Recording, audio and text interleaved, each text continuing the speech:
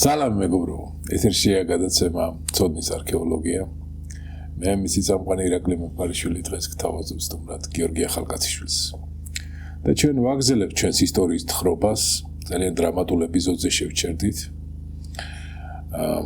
როცა ერთიანი საქართველო დაიშალა და დასავლეთით, ისევე როგორც სამხრეთით, საკმაოდ ესეთი რთული გეოპოლიტიკური ვითარება შეიქმნა, საქართველო აღმოჩნდა ერთგვარ ისლამურ კალში და პლუს ცდილობა რომ კონსტანტინოპოლი გათავისუფლებულიყო, აქ იყო ჩვენი მეფეების რაღაცა ინიციატივაც, მომზადებაც, სურვილიც, მაგრამ ეს არ გამოვიდა. 1514 წელს ჩილდირის ველზე ურმის ტბასთან ძალიან მნიშვნელოვანი მოვლენა გადაწყდა. ირანის და ოსმალეთის დაპირისპირებაში ეს იყო გადამწყვეტი ბრძოლა და გაიმარჯვა ოსმალეთმა. კი ბატონო, ნამდვილად პირველ რიგში კიდევ ერთხელ მოგესალმებით, მივესალმები მაყურებელს.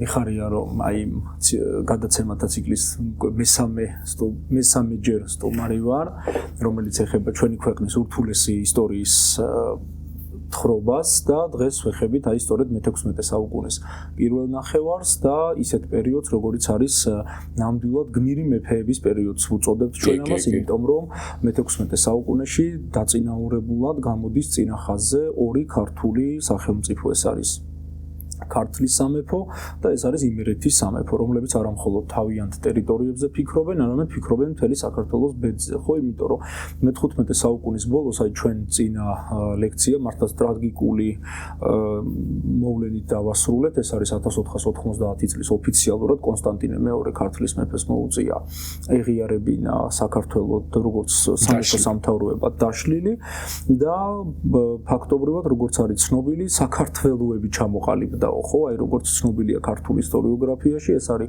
სამცხე-საათაბაგო, სადაც ჯაყელებმა როგორც იქნა მიაღწიეს თავისას და გამოეყვნენ, ანუ ის სეპარატისტული მიზნები რაც ჰქონდათ, ის შედეგამდე მივიდნენ, თუმცა რა მოუტანა მერე ეს თვითონ თავიანთ გამოყოფა მათ პირადად სუვერენულ და დამოუკიდებელ მმართველობას, ეს კიდე ცალკე საკითხია.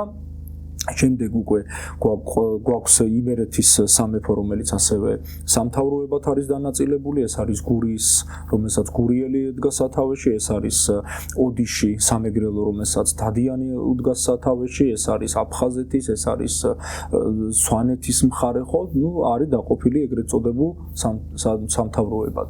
ქართლი, რომელიც ფაქტობრივად მე-16 საუკუნის მთავარი როლის შემსრულებელია ანტისპარსულ და ანტიოსმალურ მოძრაობებში და კახეთი, რომელიც არის უფრო მეტად დიპლომატიურ ნაბიჯებს დგამს, ვიდრე მაგალითად სამხედრო კონფლიქტებში ჩართვა, ხო, უფრო მეტად ამჯობინებს დიპლომატიას რა. ნუ აქ კახეთს აბსოლუტურად სწორი რაციონალური მსჯელობა აქვს გადაქცეული პრაქტიკაში.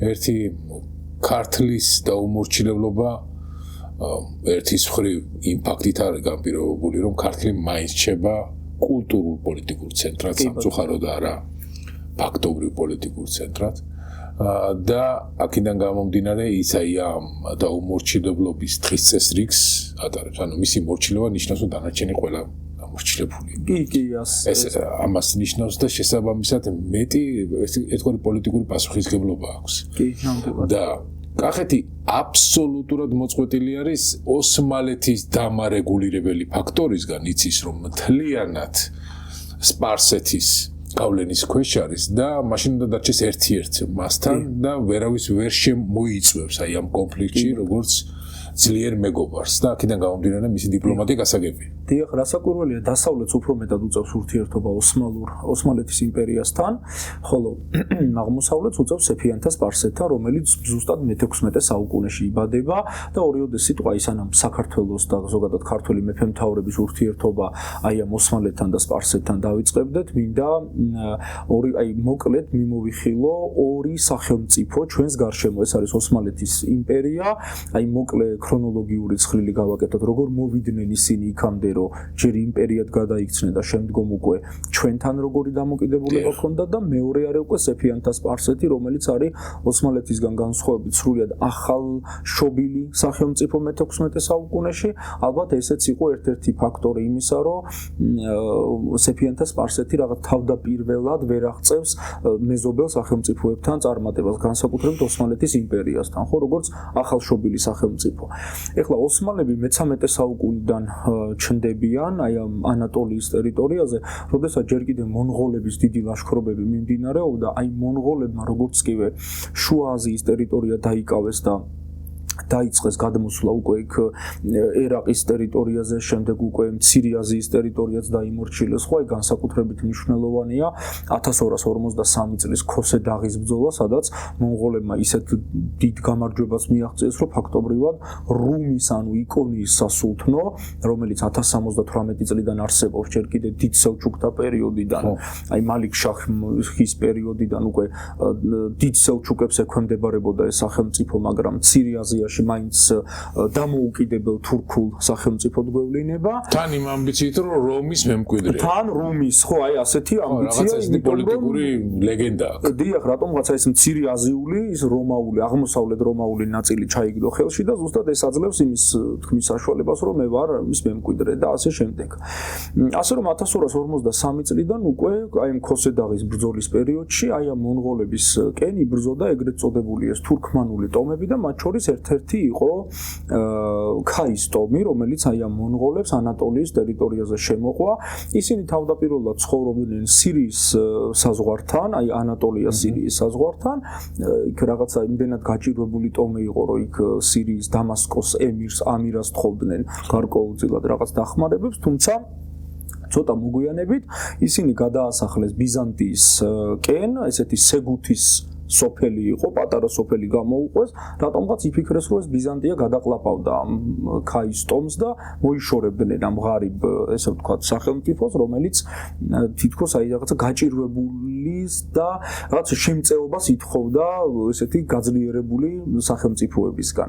თუმცა ყველაფერი პირიქით მოხდა, აი ეს ქაის ტომი რატომღაც ვაჭრობაში ჩაება, აი ამ ანატოლიურ საკითხებში, იმდენად განვითარდა, რომ ბიზანტიის იმპერატორების ლაშქრობებშიც კი იღებდნენ როგორც დააქირავებული არმია მონაწილეობას და ცოტა ხანში მე-14 საუკუნეში უკვე საკმაოდ სერიოზულ ძალად ჩამოყალიბდა, რომლის დამარცხებაც უკვე იმ პერიოდში რო ვთქვათ იყო დაგვიანებული. აი მაგალითად 1299 წელს ოსმალთა პირველი სულტანი შეიძლება ასე ითქვას და ამ სახელმწიფოს ჩამომყალიბებელი არის ოსმან პირველი, რომელიც 1299-1324 წლებში განაგებს აი ამ ოსმალთა ბეილიქს, რომელსაც ჩვენ ენაზე რო ვთქვათ არის საბატონო და შემდეგ უკვე აგრძელებს მისი შვილი ორხან პირველი, რომლის დროსაც პირველად გადმოდიან ოსმალები ევროპის ტერიტორიაზე და ბიზანტიის გარკვეულ ნაწილს იპყრობენ. შემდეგ უკვე არის მურატ პირველის მმართველობა, რომლის დროსაც მოხდა ეგრეთ წოდებული 1399 წლის კოსოვოს ბრძოლა, რომელიც აი ქრისტიანული სამყაროსთვის ძალიან მძიმე შედეგი იყო, რომ ეს ბრძოლა თვითონ მურატ პირველმა ვერ დაასრულა, იმიტომ რომ ის მოლაპარაკების პერიოდში მოკლეს, თუმცა მისმა შვილმა ბაიაზიდ პირველმა, რომელიც მამამისისგან განსხვავებით უფრო სერიოზული ოსმალური დაპყრობებისკენ იყო მიდრეკილი, თან ზედმეტსახელად იუდირიმს ეძახდნენ, რაც ნიშნავს მეხს, ანუ ელვასავით იყო, იმდენად სწრაფი და ისეთი დამპყრობელი და პოლიტიკურადაც სწრაფად იღებდა გადაწყვეტილებებს. ეს სწორედ ის ბაიაზიდ პირველია, რომელიც ჩვენ პირველ გადაცემაში ვახსენეთ, აი ანკარას ბრძოლაში თემურლენგთან, რომელიც მარცხდება. ერთადერთი ვისთანაც დამარცხდა და თან მაგაზე ვიხუმრეთ კიდეც, რომ ესე იგი ეს ცალითვალით ვერ ხედავდა, ის ცალიფეხით კოჭლობდა და ამაზე თვითონ თემურმაც კი იხუმრაო, რომ შენ ბრმას და მე კოჭლს ალლაჰმა როგორ დაგვაპირისპირა ერთმანეთსო, ეს ორი მუსლიმი ადამიანი იმ პერიოდში ორი უძლიერესი ისლამური სახელმწიფოს ლიდერი. შემდეგ პერიოდში უკვე კიდევ უფრო ვითარდება და მე-16 აი განსაკუთრებული აღმავლობა არის 1453 წლის 29 მაისი, როდესაც ბიზანტიის იმპერია დაეცა და მის ადგილზე ჩამოყალიბდა ახალი იმპერია, რომელსაც რომელსაც აქამდე ოსმალთა სახელმწიფოს სახელით იცნობდით, თუმცა ამ პერიოდიდან უკვე როდესაც კონსტანტინოპოლი აიღეს ოსმალებმა, უკვე ოსმალთა იმპერია ჩამოყალიბდა, დედაქალაქი ედირნედან გადავიდა სტამბოლში, ანუ კონსტანტინოპოლში და აი აქედან დაიწყო უკვე ჩვენი პირველი კონტაქტები ამ ოსმალებთან. მაგალითად 1454 წელს პირველი ლაშქრობა მოხდა საქართველოს ტერიტორიაზე, ჩვენ ამაზე ვახსენეთ, მაგრამ კიდევ ერთხელ ქრონოლოგიურად რომ მივყვეთ, აუცილებლად ვახსენებ, რომ ეს არ იყო საქართველოს წინააღმდეგ დაგეგმილი ლაშქრობა, ეს იყო საზღვაო ლაშქრობა, რომელიც დაიგეგმა შავი ზღვის ტერიტორიაზე იტალიელების, ანუ კონკრეტულად გენუელების წინააღმდეგ და ერთ-ერთი ფაქტორია, სავაჭრო ფაქტორია ამ გენუელებისა იყო ცხუმში, ანუ სებასტოპოლიში, ახლანდელი სოხუმი, ესე ვთქვათ და აი ამ დროს ჯერ კიდევ ერთიანი საქართველოა, ამ დროს ჯერ კიდევ ერთიანი საქართველოს მეფე გიორგი მერვეა და ჩვენ ვახსენეთ, რომ როდესაც 1454 წელს ოსმალები მოვიდნენ ცხუმში, მოარბიეს ეს ადგილობრივი ეს სავაჭრო ფაქტორია და ცხუმიდან უკვე გადაინაცვლეს ყირიმისკენ, კონკრეტულად ქაფასკენ. აი გიორგი მერვეს ლაშქარი შეუკრებია და წასულა აი ამ ცხუმის დასაცავად. თუმცა იქ როდესაც ჩასულა, იქ უკვე რასაკვირველია, ოსმალები აღარ დახვდნენ, ისინი წავიდნენ გადაინაცვლეს მათ ყირიმისკენ და იმ ტერიტორიების მორბევა დაიწყეს. შემდეგი პირველი კონტაქტები უკვე აი ოფიციალურად ჩნდება, როდესაც ოსმალებმა 1461 წელს დაიმორჩილეს ტრაპიზონის, ასე ვთქვათ, იმპერია და ტრაპიზონის იმპერიის დამორჩილების შემდეგ უშუალოდ გაგვიმეზობდნენ ტერიტორიულად. აქამდე 1461 წლამდე ჩვენ მათთან გეოგრაფიული საზღვარი არ გვქონდა. აი 1461 წლიდან პირდაპირ გაივლო საზღვარი და პირველი შეტაკებები მოხდა 1479 წელს უკვე ოფიციალურად, ოღონდ საქართველოს ტერიტორიაზე არა. როდესაც ტრაპიზონი დაიმორჩილეს აი ოსმალებმა 1461 წელს, დიახ, როდესაც დავით კომნენოსი ტყვედ ჩავარდა თავის ოჯახთან ერთად და ვიცით ჩვენ რაც დაემართათ, ეს არის კომნენოსების ტრაგიკული დასასრული, იმიტომ რომ კატასტროფულად დასაჯეს სიკვდილით ეს ოჯახი, ის კი არა, ის მისი ვაჟი დაასაჭურისა და იქ ჰარემში წაიყვანა, ეს ძალიან ძიმე მოვლენა იყო, ამას ჩვენ ბიზანტიელი ისტორიკოსებიც გვიყვებიან ამ ყველაფერს, ხო, აი სულტანს კატეგორიულად რაღაც მის ორიენტაციასაც კი ხანდახან ეჩქვეშაყენებენ ხოლმე ეს ბიზანტიელები და რაც მკვლევართა აზრთა სხვადასხვაობას იწვევს, იმიტომ რომ რადგან ბიზანტიელი წერს, იქნებ ის როგორც ოსმალეთი, როგორც მის იმპერი, ეს უბრალოდ რაღაცა ჩირკს მოსცხებს აი ამ სულტანს და შესაბამისად რაიდული რო არ არის საქციელი ხო? ნუ ფაქტია, რასაკვირველია, ეხლა ყველამ კარგად დაინახა, რომ სოფლიოს ისტორიაში ბევრი ადამიანი არ არის ისეთი სტატუსის მქონე, რომელსაც ეწოდება დამპყრობელი. და აი მეჰმედ მეორე ზუსტად ახალგაზრდა ასაკში, 21 წლის ასაკში უკვე როდესაც დამპყრობელს გიწოდებენ და გენიალური ტაქტიკით ჩვენ ახერხებ ისეთი ქალაქის აღებას, რომლის კედლებიც მე-4 საუკუნიდან მოყოლებული სულ უფრო და უფრო ვითარდება. აი შენ იმსახურებ ისტორიაში რაღაცა ერთ-ერთი უდიდესი ფიგურის სახელით შესვლას და ესეც მოხდა. შევიდა კიდეც, ხო? ჩვენ უნდა ვიყოთ რეალისტები იმ შემთხვევაში, ტერიც უნდა შევაფასოთ ისეთად, როგორიც ის იყო. ძალიან ძლიერი იყო. აი ტრაპიზონის იმპერია რო განადგურდა, იქ ტრაპიზონის ტერიტორიაზე როგორც აღმოჩნდა, გარკვეული ციხეები დარჩა თავისუფალი. და აი კონკრეტულად ეს ან უნდა ყოფილიყო სამცხიდან, მე უფრო ვარაუდობ, რომ სამცხელი ქართველები იყვნენ ესენი, ვინც შევარდნენ და ეს ციხეები დაიკავეს. საუბარი მაქვს თორულის, ჯეზრეს და ჯენეხახის ციხეებზე, სადაც ქართული გარნიზონები ჩადგა. და აი ამ ქართული გარნიზონების წინააღმდეგ მეჰმედ მეორემ თავისი უფლისწული ბაიაზიდი გამოგზავნა, რომელიც შემდგომ პერიოდში ბაიაზიდ მეორის სტატუსით ხდება ოსმალეთის იმპერიის სულტანი და აი ამ უფლისწულმა ბაიაზიდმა სამივე ციხე დაიმორჩილა, ასე რომ ცოტა მოგვიანებით მოხდა ამ ციხეების ოსმალეთთან შეერთება, რაღაცა გარკვეული პერიოდი ამ ციხეებს აკონტროლებდნენ ქართული გარნიზონები. ჩვენ ამასთან დაკავშირებით გვაქვს ცნობა კონკრეტულად ოსმალო მემატიანეების. ამიტომ იქ რო ნამდვილად ქართული გარნიზონები იდგა, ეს ცხადია. მე-16 საუკუნეს რაც შეეხება, ეს უკვე არის ისეთი პერიოდი, როდესაც ხელისუფლების სათავეში მოდის ისეთი სულთანი, როგორც იყო სელიმ პირველი, ზედმეტსახელად იავუზ, ანუ ითარგმნება თურქულიდან როგორც მრისხანე და აი პირველი მე-16 საუკუნის პირველი კონტაქტი შეიძლება ითქვას ჩვენი და ოსმალების და ზოგადად სეფიანთა სპარსეთის მხრიდან ხო მოხდა ჰიჯრით 906 წელს ანუ ეს რო გადმოვიყვანოთ ეს არის 1500-1501 წელი ან ერთი ან მეორე ხო იმიტომ რომ ჩვენ ზუსტად თვე არ ვიცით თორე უფრო მარტივი იქნებოდა დადგენა რომელ წელს გულისხმობს მემატიანე ხო აი ახლა ეს რა პერიოდია 1500 პირველ წლებში იწყება ირანის ტერიტორიაზე ახალი სახელმწიფოს ჩამოყალიბების იდეა გაჩნდა და ხელისუფლების სათავეში ეგრეთ წოდებული ყიზილბაშურის სპარსეთის ჩამოყალიბების სათავეს ჩაუდგა სეფიანთა დინასტიის ეს არის აი კონკრეტულად აზერბაიჯანული მიმართულება აი დინასტ-სპარსული მაგრამ ისე თურქმანული ტომიდან არიან რასაკვირველია ისინიც შობილი უბრალოდ ოსმალებსა და სეფიანებს შორის ის განსხვავება იყო რომ ოსმალები იყვნენ რელიგიურად სუნიტური ისლამის აღმსარებლები, ხოლო სეფიანები იყვნენ შიიტური ისლამის აღმსარებლები. ამიტომ 1500 პირველ წლებში პირველი შეტაკება მომხდარა საქართველოს საზღვართან, სადაც ერთმანეთს დაეტაკნენ ოსმალები და სპარსელები.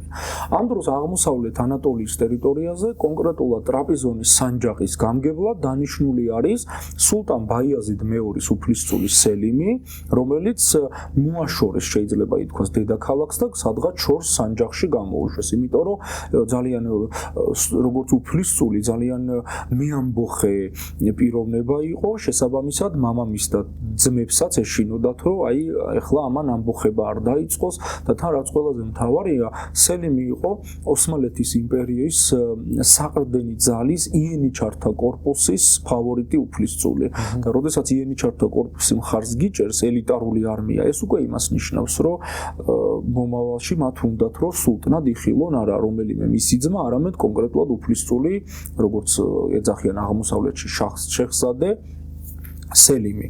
და ის სწორედ საქართველოს საზღვართან ხდება დატაკება და ამ შემთხვევაში ქართველები ვიჭერთ სეფიანთა ჯერ არ ჩამოყალიბებული სახელმწიფოს მხარეს. აი პირველად ჩვენ ხო ვიცით რომ სეფიანთა სპარსეთის ჩამოყალიბებაში მნიშვნელოვანი როლი შეასრულეს ასევე ქართველებმაც, ხო, რომლებმაც კონკრეტულად თავრიზის დაკავებაში და უკანასკნელი თეთრბატკნიანების წინააღმდეგ ძალიან დიდი როლი შეასრულა 9000-მა ქართველმა. ხო ეს ისტორიული წყაროებით დასტურდება და ცნობილია. აი ზუსტად ამის გამო უნდა მომხდარიყო შემდეგ პერიოდში ქართველების მიხმარება სწორედ სპარსეთთან, რადგან ისინი ჩვენ დაგვეხმარნენ აი ამ, როგორც ჩანს 1500 პირველ წელს ოსმალეთის ლაშქრობა დასავლეთ საქართველოში არ გამოვიდა.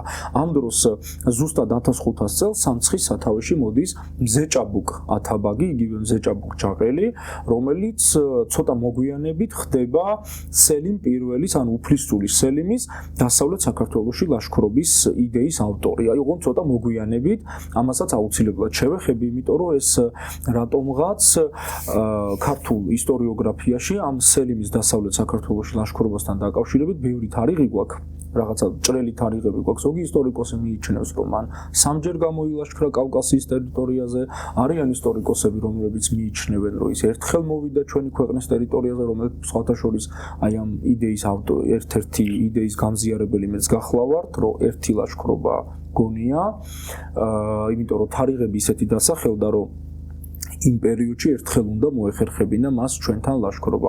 ფაქტია, რომ 1500-1500-ის პირველი წელი ნამდვილად არ არის დასავლეთ საქართველოში ლაშქრობა, იმიტომ რომ რაღაცა სეფიანებმა ქართველების დახმარებით მოიგერიეს სელიმის მხედრობა, აი ამ საქართველოს საზღვართან, თუმცა საქართველოში არა. და შემდეგში უკვე ვხედავთ, რომ 1500 პირველ წელს ახალგაზრდა შაჰ ისმაილი, რომელიც ჯერ კიდევ იყო 14 წლის, ის ადის თავრიზში ხდება შაჰი და ამაში უდიდესი როლი მიუძღვით სწორედ ქართულ სამეფო სამთავროებს, იმიტომ რომ რატომღაც ევროპულმა საზოგადოებამაც და ქართულმა სამეფო სამთავროებმაც განსაკუთრებით ქართლმა და კახეთმა ძალიან დიდი იმედი დაინახეს სეფიანთა სპარსეთის ჩამოყალიბებაში ოსმალეთის წინააღმდეგ, იმიტომ რომ ვიღაცას ხო უნდა გაეჩერებინა ის ძალა, რომელიც ძალაც იმ პერიოდში ჰქონდათ ოსმალეთის სულთნებს. ამიტომ საჭირო იყო არ გაუმართლათ საშინლად.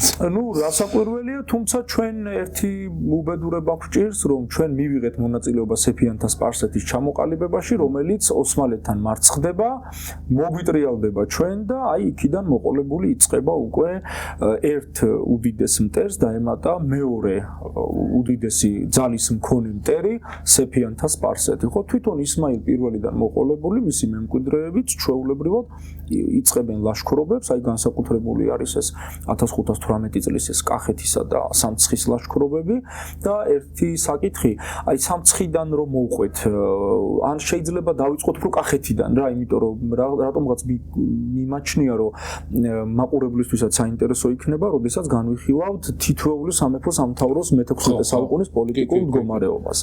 და აი რა ხდება კახეთში მაგალითად, ხო, ჩვენ ვიცით ლევან პირველის დროს. აი ლევან პირველი სანამ ავა ტახტზე, მანამდე მინდა რომ ერთი საინტერესო დეტალს შევეხო. კახეთი მე-16 საუკუნეში არის, ну როგორ ვთქვათ, გარდაიცვალა კახეთის მეფე გიორგი პირველი 1466 წელს და ტახტზე ავიდა მისი მემკვიდრე. მისი მემკვიდრე, რომელიც გიორგი პირველი იგივე გიორგი მერვე. გიორგი პირველი იგივე გიორგი მერვე. საქართველოს უკანასკნელი. დიახ და კახეთისთვის გიორგი პირველი ნუმერაციით. და კახეთში ავიდა მისი მემკვიდრე ალექსანდრე, რომელსაც ჰყავდა ორი ვაჟი, ერთი დემეტრე და მეორე გიორგი, რომელსაც ჩვენ ცოტა მოგვიანებით ვიცნობთ როგორც ავ-გიორგი. აი ამ სტატუსით. ალექსანდრეს ოჯახში ის ტრაგედია იყო, რომ დემეტრე იყო მისი ფავორიტი უფლისწული, შესაბამისად მისი გარდაცვალების შემდეგ ტახტსაც ის დაიკავებდა, თუმცა ოჯახში ყავდათ ისეთი უფლისწული, რომელიც ასე რომ ვთქვათ, თავისი მოკლე ჭკუით ის ფიქრობდა, რომ ჯერ საქართველო უნდა გაერთიანებულიყო და მერე ერთიანი საქართველო უნდა დაპირისპირებოდა იმ ძალებს, რომელიც იყო სეფიანთა სპარსეთი და ოსმალეთის იმპერია. თუმცა რატომღაც სოფლიო პოლიტიკურ და ახლო აღმოსავლურ პოლიტიკურ კონტექსტში ეს ადამიანი ბევრ რაღაცას ვერ თვლიდა. მაგალითად იმას, რომ დრო არ ითმენდა, დამპყრობელი ნამდვილად არ დაიცდიდა, ეხლა როდის მოძლიერდებოდა და გაერთიანდებოდა საქართველო და სანამ თან ეს საქართველოს გაერთიანება არ მოხდებოდა ისე როგორც დიპლომატიური, ესე ვთქვათ, თვალსაზრისით. რა თქმა უნდა, ეს მოხდებოდა როგორც ავ-გიორგის ესმო და სისხლით უნდა მომხდარიყო ამ ყველაფრის გაკეთება და ჯერ კიდევ უფლისწულობის პერიოდში გადადიოდა ხოლმე ამ ქართლის ტერიტორიაზე და მოაოხრებდა ხოლმე ქართლის სოფლებს. ამ დროს ქართლში მეფობს დავით მეათე, რომელიც არის იმ პერიოდის საკმაოდ ქართლის სამეფოსთვის საკმაოდ ისეთი ნაყოფიერი პოლიტიკოსი და დადებითი მეფე და აი სწორედ მისი ძმა ბაგრატი მოითხოვს გარკვეულ ტერიტორიას, ეს არის არაგვიქსანი და აი ეს ეგრეთ წოდებული აი სამუხრანოს რო ვეძახით, ანუ ეგრეთ წოდებული ბაგრატი ხდება მუხრან ბატონი და ის ქსნის ციხეში გამაგრდება და ის საკუთარ თავზე აიღებს ქართლის ტერიტორიაზე ურჩი კახელი უფლისწულის გიორგის თარეშის აღკვეცას. ამ დროს რა ხდება? კახეთის კარზე დატრიალდა ტრაგედია, იმიტომ რომ გიორგი მოაწყო გადატრიალება, მამამისი მოკლა, ალექსანდრე მოკლა, მის ძმას დემეტრეს თვალები დასთხარა და საჭურისა, იმდენად ძიმე, ის შესაბამისად გარდაიცვალა. და ავ-გიორგი 1511 წლიდან ხდება კახეთის ოფიციალური მეფე, თუმცა მისი მეფობა დიდხანს არ გაგრძელებულა, იმიტომ რომ მაგალითად იყო პერიოდი, როდესაც გადავიდა ქართლის ტერიტორიაზე და 3 თვის განმავლობაში ალყა ჰქონდა შემორტყმული ქსნის ციხეს, სადაც გამაგრებული იყო ეს ბაგრატ მუხრან-ბატონი, ქართლის მეფე დავით მეათის ძმა. და ვერაფერს ვერ გახდა, ეს ქსნის ციხე ვერ აიღო, ავ-გიორგიმ გატრიალდა უკან და შესაბამისად იყო ხოლმე პერიოდები, რომ გადმოდიოდა, მოარბევდა გარკვეულ სოფლებს და გადადიოდა. ეხლა რატო ვამბობ ამას? ეს არის ტრაგიკული ამბავი საქართველოს ისტორიისა, იმიტომ რომ რა დროს შიდა დაპირისპირებები იყო, როდესაც სეფიანთა სპარსეთი აი ესეთი ნელ-ნელა ასე ძალიან მოიწევს უკვე კავკასიისკენ და ზოგადად ერაყის მიმართ უდიდეს სახელმწიფოს ინტერესი აქვს, ისევე როგორც კავკასიის მიმართ, იქიდან ოსმალეთს, აქედან სეფიანთა სპარსეთს და ხდება ისე, რომ ერთ-ერთი ქართლში შემოჭრის პერიოდში, როდესაც მანაი მცხეთისა და აი ქსნის ტერიტორიები მოარბია, როდესაც ის უკან ბრუნდებოდა, აი სწორედ სადღაც მცხეთასთან ახლოს ჩაუსაფრდნენ ეს ბაგრატ მუხრან-ბატონი თავის ამალით და ავ-გიორგი დააპატიმრეს, რომელიც აიყვანეს ქსნის ციხეში და იქ 1513 წელს გარდაიცვალა. ესე ვამბობთ, თორე ყველამ კარგად ვიცით, რომ ქსნის ციხეში ის მოკლეს. ერთი დადებითი, აი რაც ავგიორგის პერიოდში გაკეთდა, ეს არის 1512 წლის ბენა ჩოლაყაშვილის, ანუ მეორენაირად ჩვენ ენაზე რო ვთქვა, ჩოლოყაშვილის ელჩობა ეგვიპტის მამლუქთა სასულთნოში, სადაც გამალებით მიმდინარეობდა გოლგოთას დაუფლებისთვის ბრძოლა, რომ ვინ იქნებოდა გოლგოთას მცველი, ანუ რომელი ეროვნება იქნებოდა გოლგოთას მცველი და ამ კუთხით საქართველოსდან იგზავნება სწორედ ბენა ჩოლაყაშვილი, რომელმაც იქ სამწუხაროდ ახლა მე-16 საუკუნე მამლუქებისთვისაც მძიმე პერიოდია, იმიტომ რომ ოსმალეთის სულთანი სელიმ პირველი ისევე როგორც სეფიანთა სპარსეთს უყურებს მტრულად, ასევე უყურებს მამლუქებსაც მტრულად, იმიტომ რომ ჩვენ წინა იმაზეც გაკვირვით ვახსენეთ, ასე ვთქვათ, ეს თემა, როდესაც მონღოლებმა ბაღდადი აიღეს 1258 წელს, ხო, ეს ხალიფა, რომელიც იყო ისლამის ისტორიაში პირველი პირი, შეიძლება ითქვას, რეზიდენციას იცვლის და ის გადადის და თავს აფარებს მამლუქთა სასულთნოს კარზე, კონკრეტულად კაიროში. ამიტომ სელიმს უნდოდა რომ ყოფილიყო ისლამის ისტორიაში ერთადერთი, მას უნდოდა ხალიფას სტატუსი თვითონ მიემატებინა სულთნის სტატუსისთვის და ამის გამო შემდეგ მოხდა ლაშქრობა ეგვიპტელი მამლუქების წინააღმდეგაც, ხო? ასე რომ კახეთი მე-16 საუკუნეში არის აი ავგიორგის პერიოდი, ქაოსის პერიოდი, სიმძიმის პერიოდი, თუმცა ახლა რა ხდება? როდესაც ავგიორგის კლავენ, გარკვეული პერიოდით მთელი კახეთი დამორჩილდა ქართლის მეფე დავით მეათეს. რაზეც რასაკვირველია, კახელმა ფეოდალებმა, თავადაზნაურებმა პრეტენზია გამოთქვეს, იმიტომ რომ ავგიორგის ყავდა მემკვიდრე შვილი, ბიჭი, სახელად ლევანი, რომელიც გარსევან ჩოლოყაშვილმა თავის კარზე გაზარდა და აი ერთ-ერთი საინტერესო ცნობაც კი გვაქვს ამასთან დაკავშირებით, რომ როდესაც ქართლის მეფე დავით მეათემ ელჩობა გაგზავნა აღმოსავლეთში და იქ გარსევან ჩოლოყაშვილის კარზე მივიდნენ, ამილახვარი იყო ამ ელჩობის სათავეში, უთხრეს რომ დავით მეათეს უნდოდა ავგიორგის მემკვიდრე ლევანის აღზრდა, როგორც თავის მემკვიდრეს, ისე გაზრდისო, ასეთი შეუთვალეს გარსევან ჩოლოყაშვილს. თავარია ეთქვა, სად იყო ბატონიშვილი ლევანი, სად იმალებოდა. რასაკვირველია, ეს იმას ნიშნავდა, რომ როგორც კივე ლევანს დათმობდნენ, ეს ლევანი ან ცხენიდან გადმოვარდებოდა, საჭმელი გადაცდებოდა, ან შემთხვევით ბალიშით გაგუთავდნენ, რაღაც იქნებოდა ისეთი, რომლითაც თავიდან მოიშორებდნენ კახელი ბაგრატიონების, აი ლევანს მაგალითად ტახტის მემკვიდრე აღარ იქნებოდა ტახტის მემკვიდრე, შესაბამისად თავადაზნაურებიც პრეტენზიას აღარ გამოთქვამდნენ, რომ აი კახეთი კვლავ ყოფილიყო დამოუკიდებელი. ამიტომ გარსევან ჩოლოყაშვილმა ძალიან ისეთი გეგმა მოიფიქრა, ჩვენთვის კარგად ცნობილი, მოსამსახურის ფორმა ჩააცვა და აი მთელი დღის განმავლობაში ლევან ბატონიშვილი ემსახურებოდა ქართლიდან გაგზავნილ ელჩობას როგორც მწდე, ანუ როგორც აი ეს მელიქიფე, ასე ვთქვათ, და დაიფიცა კიდეც ალავერდის წინაშე, რომ ალავერდის წმინდა სფიცავო, რომ აქ ძეხორციელი არავინ არ ჭაჭანებს სხვა, ვისაც თქვენ ხედავთ, მხოლოდ ისინი არიანო ჩემ კარზეო და რეალურად ლევანი ნამდვილად იყო მის კარზე, თუმცა ქართველთა ელჩობას გამოეპარა ეს, იმიტომ რომ საიდან უნდა მიმხვდარიყვნენ ახლა, რომ გარსევან ჩოლოყაშვილის ასეთი გეგმით იქნებოდა ლევან ბატონიშვილის გადარჩენა, რომელიც ცოტა მოგვიანებით 1518 ან 1520 წლებში, აი ამ პერიოდში ტახტზე აიყვანეს და კახეთმა კვლავ მოიპოვა დამოუკიდებელი სამეფოს სტატუსი და ლევანი შეუდგა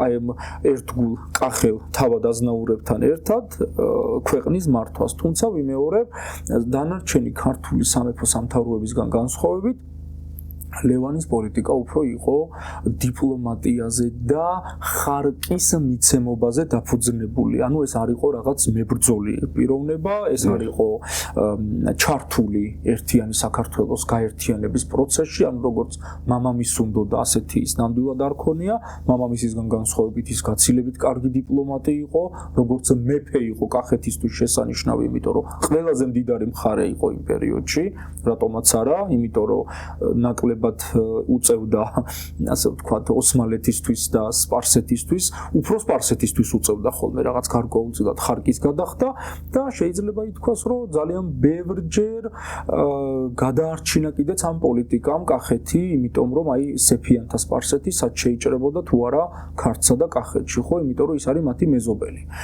აი ზუსტად ამ პერიოდში როცა აქეთკენ ლევანი მოდის და ზოგადად აი ავგიორგის კლავენ და ასე შემდეგ, აი დასავლეთ საქართველოში რა ხდება ახლა.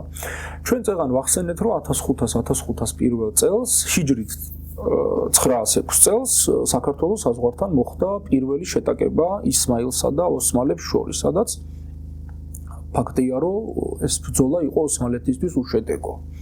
თუ ეს ლაშქრობა დაგეგმილი იყო დასავლეთ საქართველოსკენ გამოლაშქრებისთვის, ხო? ფაქტია, რომ ქართველები ამ შემთხვევაში რატომღაც უფრო ისმაილს მიიჩნევდნენ კარგ მოკავშირედ და ამ დროს რა ხდება? აი სპარსეთის ახალგაზრდა შაჰი უფლებას აძლევს მზეჭაბუკს, რომ სამცხის ათაბაგი გახდეს. თუმცა ცოტა მოგვიანებით, როდესაც უკვე ოსმალური ძალა იმ რეგიონში ძალიან დაწინაურდა, მზეჭაბუკის ესე ვთქვათ თხოვნით უფლისწული სელიმი, რომელიც დანიშნულია ტრაპიზონის სანჯაყის გამგებლად, მოემართება დასავლეთ საქართველოში და აქ უკვე ქართულ ისტორიოგრაფიაში ჩვენ სხვადასხვა ცნობები გვაქვს. მაგალითად, ვახუშტი ბატონიშვილი ამას ათარიღებს 1512 წლით, ხოლო თედო ჟორდანია ქრონიკებში აღნიშნავს, რომ ეს უნდა მომხდარიყო 1508 წელს. საბოლოო ჯამში აქ დასახელდა რამდენიმე თარიღი სხვათა შორის, აი ეს წიგნი არის საერთაშორისო ურთიერთობანი ახლო აღმოსავლეთში, ოსმალეთ-ირანის ომების დროს და საქართველო, ძალიან საინტერესო წიგნია სხვათა შორის, ჩემი სამაგიდო წიგნია, როდესაც აი ამ თემაზე ვმუშაობ, აუცილებლად ამ წიგნს ვიყენებ და აქ არის დასახელებული რამდენიმე თარიღი პროფესორ მიხეილ სვანიძის მიერ, რომელიც იყო უდიდესი თურქოლოგი და აღმოსავლეთმცოდნე ისტორიკოსი, ხო, შეუძლებელია თურქეთის ისტორიის და საქართველოს ისტორიაზე იმუშაოდა, მის ნაშრომებს გვერდი აუარო. იმდენად სერიოზული მონოგრაფიების ავტორია და აი სწორედ აქ აქვს ნახსენები, რომ შეიძლება ეს ლაშქრობა 1504 წელს მომხდარიყო, შეიძლება 1508-ში, 9-ში, 12-ში, არის ვარაუდი, რომ 13-შიც. თუმცა აქ იკვეთება ერთი საკითხი, რომელზეც უკვე ამ ბოლო პერიოდში ნათლად გამოიკვეთა აღმოსავლეთმცოდნე ისტორიკოსების მიერ. სელიმის ლაშქრობა დასავლეთ საქართველოში მოხდა 1508 ან 1509 წელს. 1510-დან ზემოთ უკვე გამორიცხულია, იმიტომ რომ 1510 წელს სელიმი ყირიმში იმყოფება, 1512-ში უკვე ბულგარეთში და იბრძვის მამამისის წინააღმდეგ, რომ ოსმალეთის ტახტი დაიკავოს. ასე რომ ეს ორი თარიღი სელიმის დასავლეთში ლაშქრობის უნდა გამოურიცხოთ. იმიტომ რომ ის დასავლეთ საქართველოში და არც ანატოლიაში აღარ იმყოფება. აი ახლა რა მოხდა 1508 ან 9 წელს. ეს ორივე ვახსენოთ, იმიტომ რომ ეს პერიოდი სრულად მისაღებია, რომ ამ დროს შემოსულიყო. მე უფრო მიმაჩნია, რომ 1509 წელია. ასეთი ის მაქვს, რომ ბარემ გაიმარჯვა, კიდევ უფრო აიმაღლა ავტორიტეტი აი ამ თავისი ჯარისკაცების თვალში და მეორე უკვე მიდის ყირიმში. ყირიმში მიემგზავრება, სხვათა შორის ყირიმელი ხანის სიძე იყო სელიმი და ასე რომ ტახტისთვის ბრძოლაში ყირიმელი თათრების მხარდაჭერაც ჰქონდა, რომ ის გამხდარიყო სულტანი.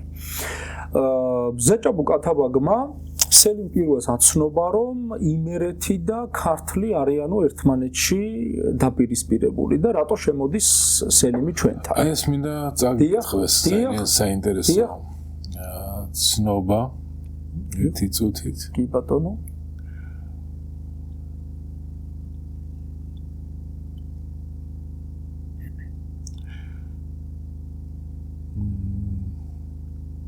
ოდიში?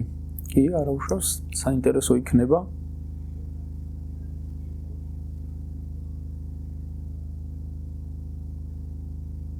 არა ვერ ვიპოვე, გაგზელებ ოდიში და ხარ ვიპოვე. კი, თქვენ ნახეთ, მე მანამდე ვიტყვი 1509 წელს, მოკლედ ზეჭაბუკ ათაბაგმა გაუგზავნა წერილი აცნობა უფლისწულ სელიმს, რომ იმერეთსა და ქართლს შორის იყო დაპირისპირება.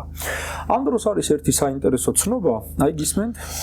რუმის ანატოლიის ბეგლარ-ბეგის შადი ფაშას წერილი თურქეთის სულთნის კარზე 1516 წელი.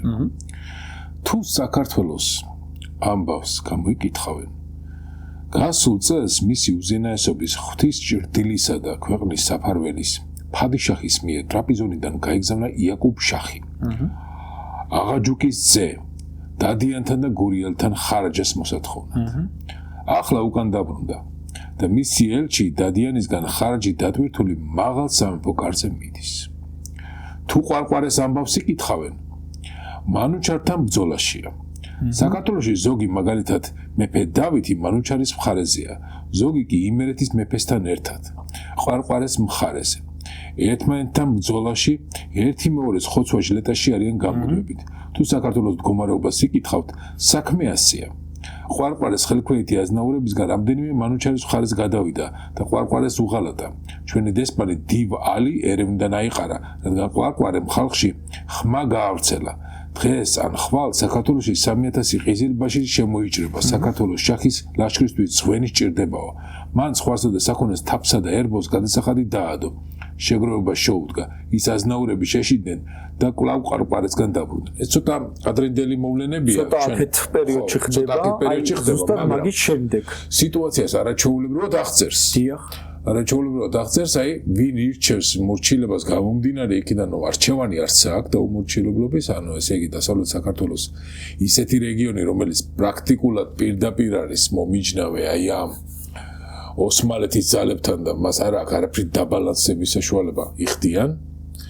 ყვარყვარე რაღაცას ცდილობს რომ ითამაშოს, გონი აქვს ილუზია რომ სპარსეთთან რაღაცას დაალაგებს და აქედან გამომდინარე ავანტიურებში არის ჩართული და პლუს მუდმივი დაპირისპირება აქვს კიდევ ერთმანეთთან ქართველ მთავრებს. აი ზუსტად იდეალური გადასვლა იყო, იმიტომ რომ აი რაც იყო ზუსტად სელიმის ლაშქრობის პერიოდში, ესე იგი იმერეთის მეფე ალექსანდრე შეიჭრა ქართლის ტერიტორიას და გორი აიღო. აი ზუსტად მზეჭაბუკმა ამით ისარგებლა, როდესაც ქართლი და იმერეთი იყვნენ დაპირისპირებული.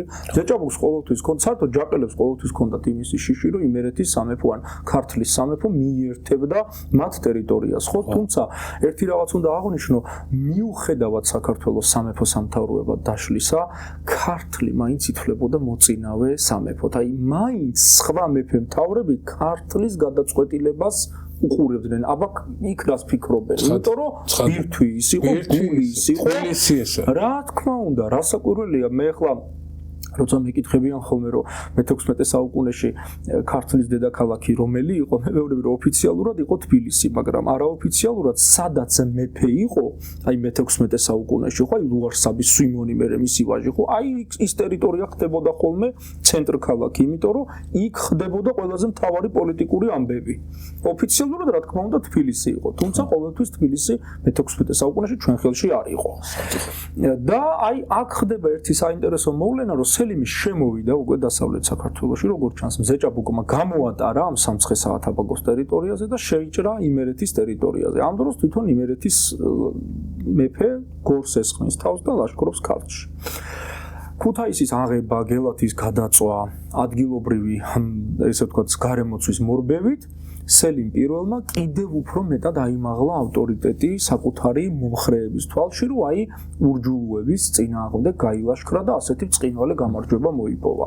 მზეჭაბუკ ათაბაგს რაც შეეხება, მან დაუმტკიცა უფლისწულ სელიმს, რომ ის არის მისი ერთგული, აი გააგებინა, რომ იმერეთის ტერიტორია იყო იმ პერიოდში ყველაზე ადვილად მორბევადი და შეიძლებოდა იმ დროს ლაშქრობა და 1509 წელს სწორედ აი ეს უფლისწული სელიმი შემოიჭრა ჩვენთან, შემდეგ ის დაბრუნდა უკან ტრაპიზონში და ტრაპიზონიდან უკვე მიემგზავრება ყირიმში, საიდანაც ის გადმოდის უკვე ბულგარეთის ტერიტორიაზე და 1512 წლამდე ებრძვის მამამის იქ სამოქალაქო ომი მიმდინარეობს და 1512 წლიდან უკვე უფლისწული სელიმი ხდება ოსმალეთის იმპერიის სულტანი სელიმ პირველი იავუზი, ანუ მრისხანე, რომელიც 1512-1520 წლებში, ამ 8 წლის განმავლობაში მართავდა ოსმალეთის იმპერიას. თუმცა ეხლა მისი მემკვიდრე, მისი შვილი ხო სულეიმან პირველი გაცილებით უფრო დიდხანს, თითქმის ნახევარ საუკუნე მართავდა ოსმალეთის იმპერიას,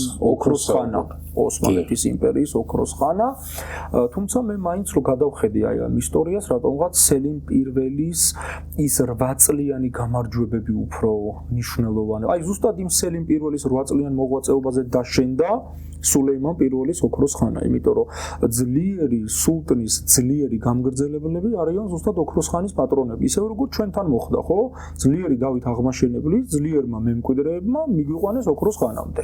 აი ზუსტად ეგ არის, ანუ მე ყოველთვის ვამბობ ხოლმე, რომ საქართველოს ოქროს ხანის საძირკველი ყველაზე მნიშვნელოვანი ბირთვი დავით აღმაშენებლის სახელს უკავშირდება და ეხლა მე უკვე რა თქმა უნდა ჭკვიანი ნებისმიერი შეძლებდა ოქროს ხანის აშენებას, ხო, იმ პერიოდში და რატომღაც ასეთები იყვნენ მიუხედავად იქ ბაგრატიონებში პატარ-პატარა დაპირისპირებებისა, ხო? აი ამ შემთხვევაში რა ხდება? ეხლა 1512 წლის დასავლეთ საქართველოში სელიმის ლაშქრობას იმიტომ გამოვრიცხავ, რომ სელიმს წყაროები უფლისწულს უწოდებენ და 1512 წელს უკვე ის უფლისწული არ არის. იმ დროს საერთოდ არ იმყოფება ის აღმოსავლეთ ანატოლიაში, თან კონკრეტულად სელიმმა გამოილაშქრაო და იმ დროს აღმოსავლეთში არავინ სხვა სელიმი, არც ფაშა, არც ბეილერბეი ან სანჯაყის გამგებელი ჩვენ არ გვყავს, რომ ვინმე შემოსულიყო და მეორე ხა მზეჭაბუკი ფაშას რატო ეტყოდა, ხო, მისთვის მთავარი იყო დაელაგებინა ურთიერთობა მომავალ სულტანთან. ნუ როგორც ჩანს იცოდა, რომ ის თავისას გაიტანდა და სულტანი გახდებოდა. სხვათა შორის სელიმმა სიკვდილით დასაჯა თავისი ძმები, ყველა ნათესავებში თუ კი ვინმე ბიძაშვილები, თუ კი ვინმე ოსმალეთის იმპერიაში მამრობითი ხაზით იყო, სულ ყველანი ამოწყვიტა, იმიტომ რომ ტახტზე შემცილებელი არ ხოვოდა. ეს სხვათა შორის კანონით ესე იყო ოსმალეთის იმპერიაში, რომ როდესაც ძმებს შორის რომელიმე სულტანი გახდებოდა, დანარჩენი ძმები უნდა დაეხოცა, რომ არ მომხდარიყო ოსმალეთის იმპერიაში ძმათა დაპირისპირება. ერთხელ უკვე მოხდა მსგავსი, აი ეს ანკარის ბრძოლის შემდეგ სამოქალაქო ომი რო დაიწყო 1402-1413 წლები. თუმცა გაითვალისწინა მეჰმედ მეორე დამპყრობელმა და მოსცა ისეთი კანონი, რომელიც ძმათა მკვლელობას ეხებოდა, რომ სახელმწიფოში წესრიგისა და ერთიანობის მიზნით, როდესაც შვილებიდან რომელიმე ავა ტახტზე, დანარჩენები უნდა დახოცოს, უნდა შეიწიროს უსათუოდ.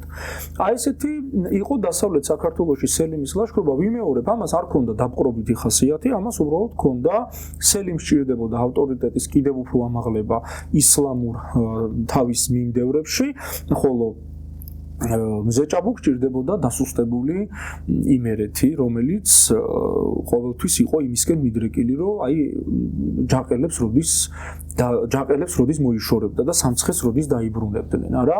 და აი ზუსტად ეს პერიოდი 1510 წელი თან რატო ვამბობ ახლა ამას, რომ არის 1509 წელი. ყველა ვარიანტში იმ დროს უნდა შემოსულიყო სელიმი, როდესაც დასავლეთ საქართველოში, ანუ იმერეთის მეფე არის ალექსანდრე.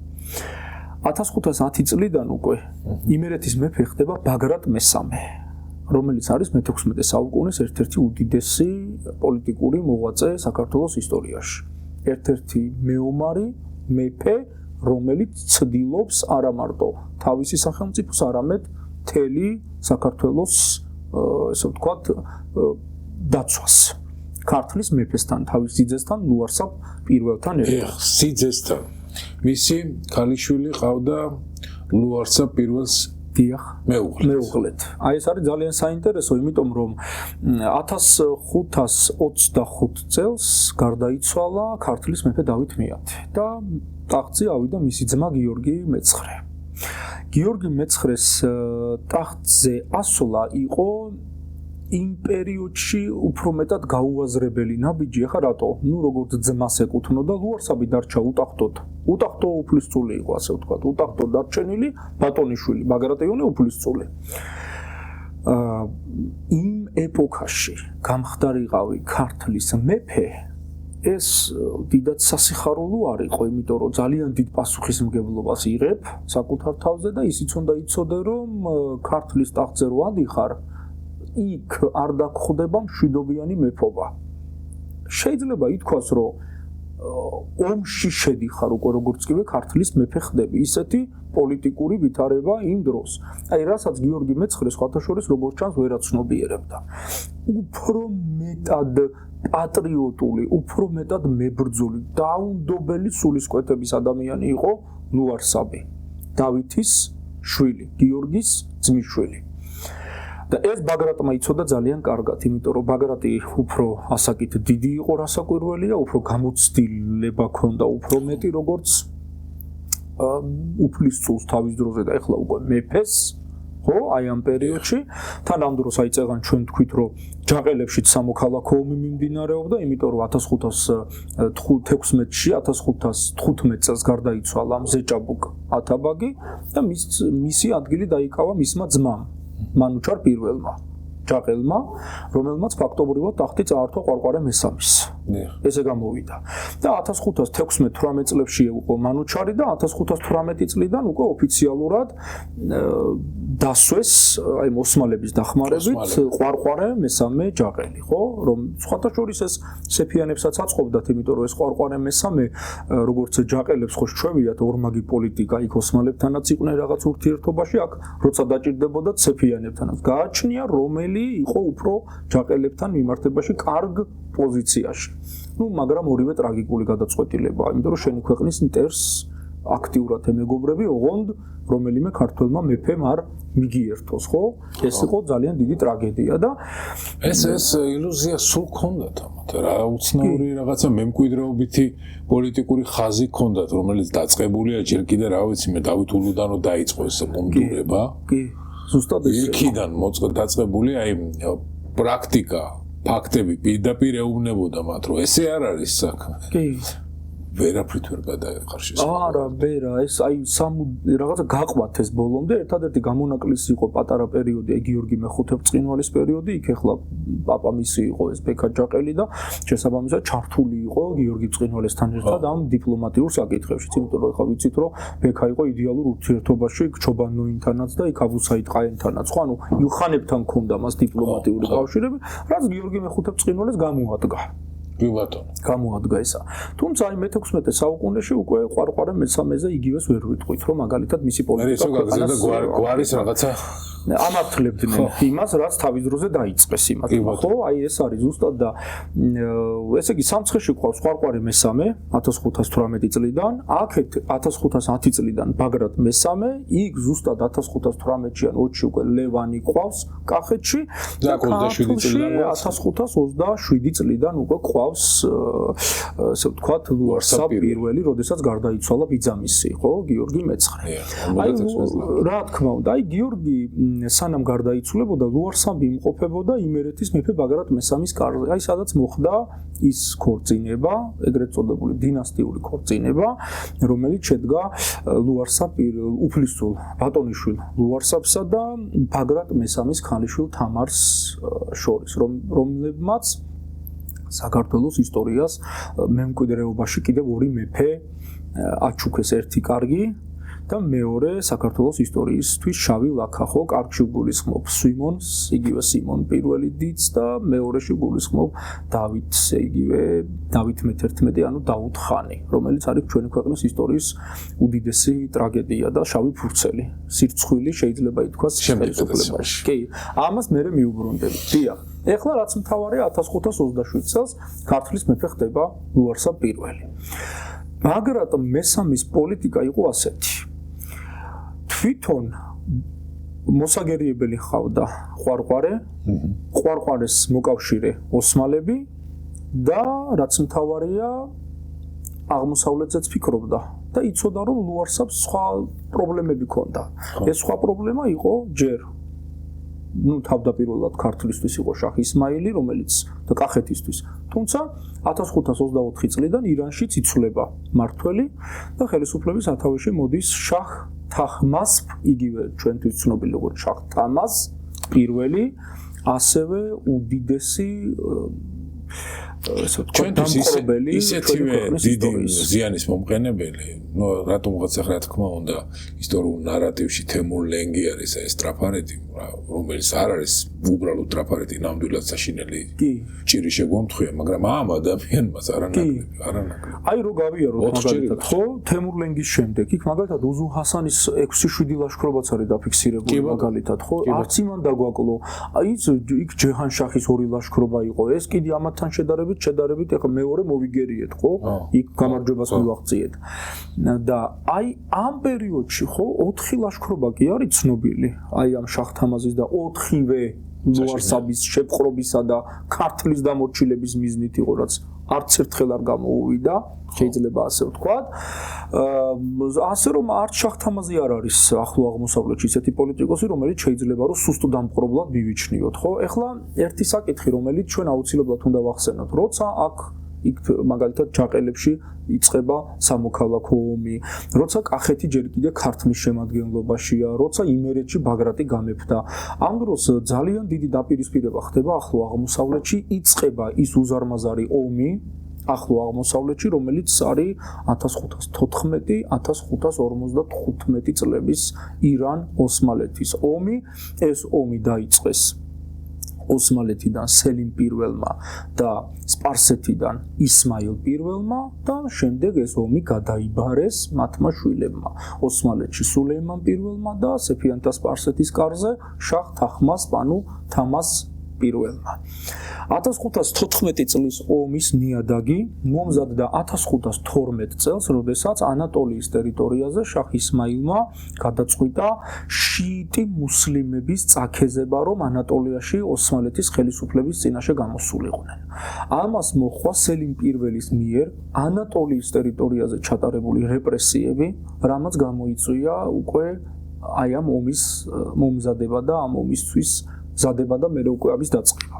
1514 წელს ჩალდირანის ველზე ურმიის ტბასთან ერთმანეთს შეხვდა ორი არმია. ერთი არმია უკვე ბრძოლებში კარგად გამოწვრთნილი და ცეცხლსასროლი იარაღით უკვე დახვეწილი და ზარბაზნები და ელიტარული არმია ოსმალეთის იმპერიაში იმხელა იმდენი სამხედრო შენაერთები იყო, რომ ასწდებოდა, ხო, სხვადასხვა იენიჩარები, სიფახები იყვნენ, რომლებიც იყვნენ მძიმედ შეიარაღებული კავალერია, აკინჯები, რომლებიც იყვნენ ცოტა მსუბუქად შეიარაღებული კავალერიას ეწოდება ასე, ხო, იაიას ჯარი იყო ასევე, ბაში ბუზუკები იყვნენ, რომლებსაც თავქარიანებს უწოდებდნენ, ანუ გიჟები იგივე, რატო ეს რაღაცა ესეთი ფორმები ეცვათ რაღაცა თავისუფალი და აი ყვიროდნენ და რაღაც თავისებური მტრის წინააღმდეგ ბრძოლის სტრატეგია ჰქონდა და ასეთი შემდგარი არმია, რომელიც უკვე ბევრ ბრძოლაშია გამარჯვებული, უპირისპირდება, აი ამ არმიას უპირისპირდება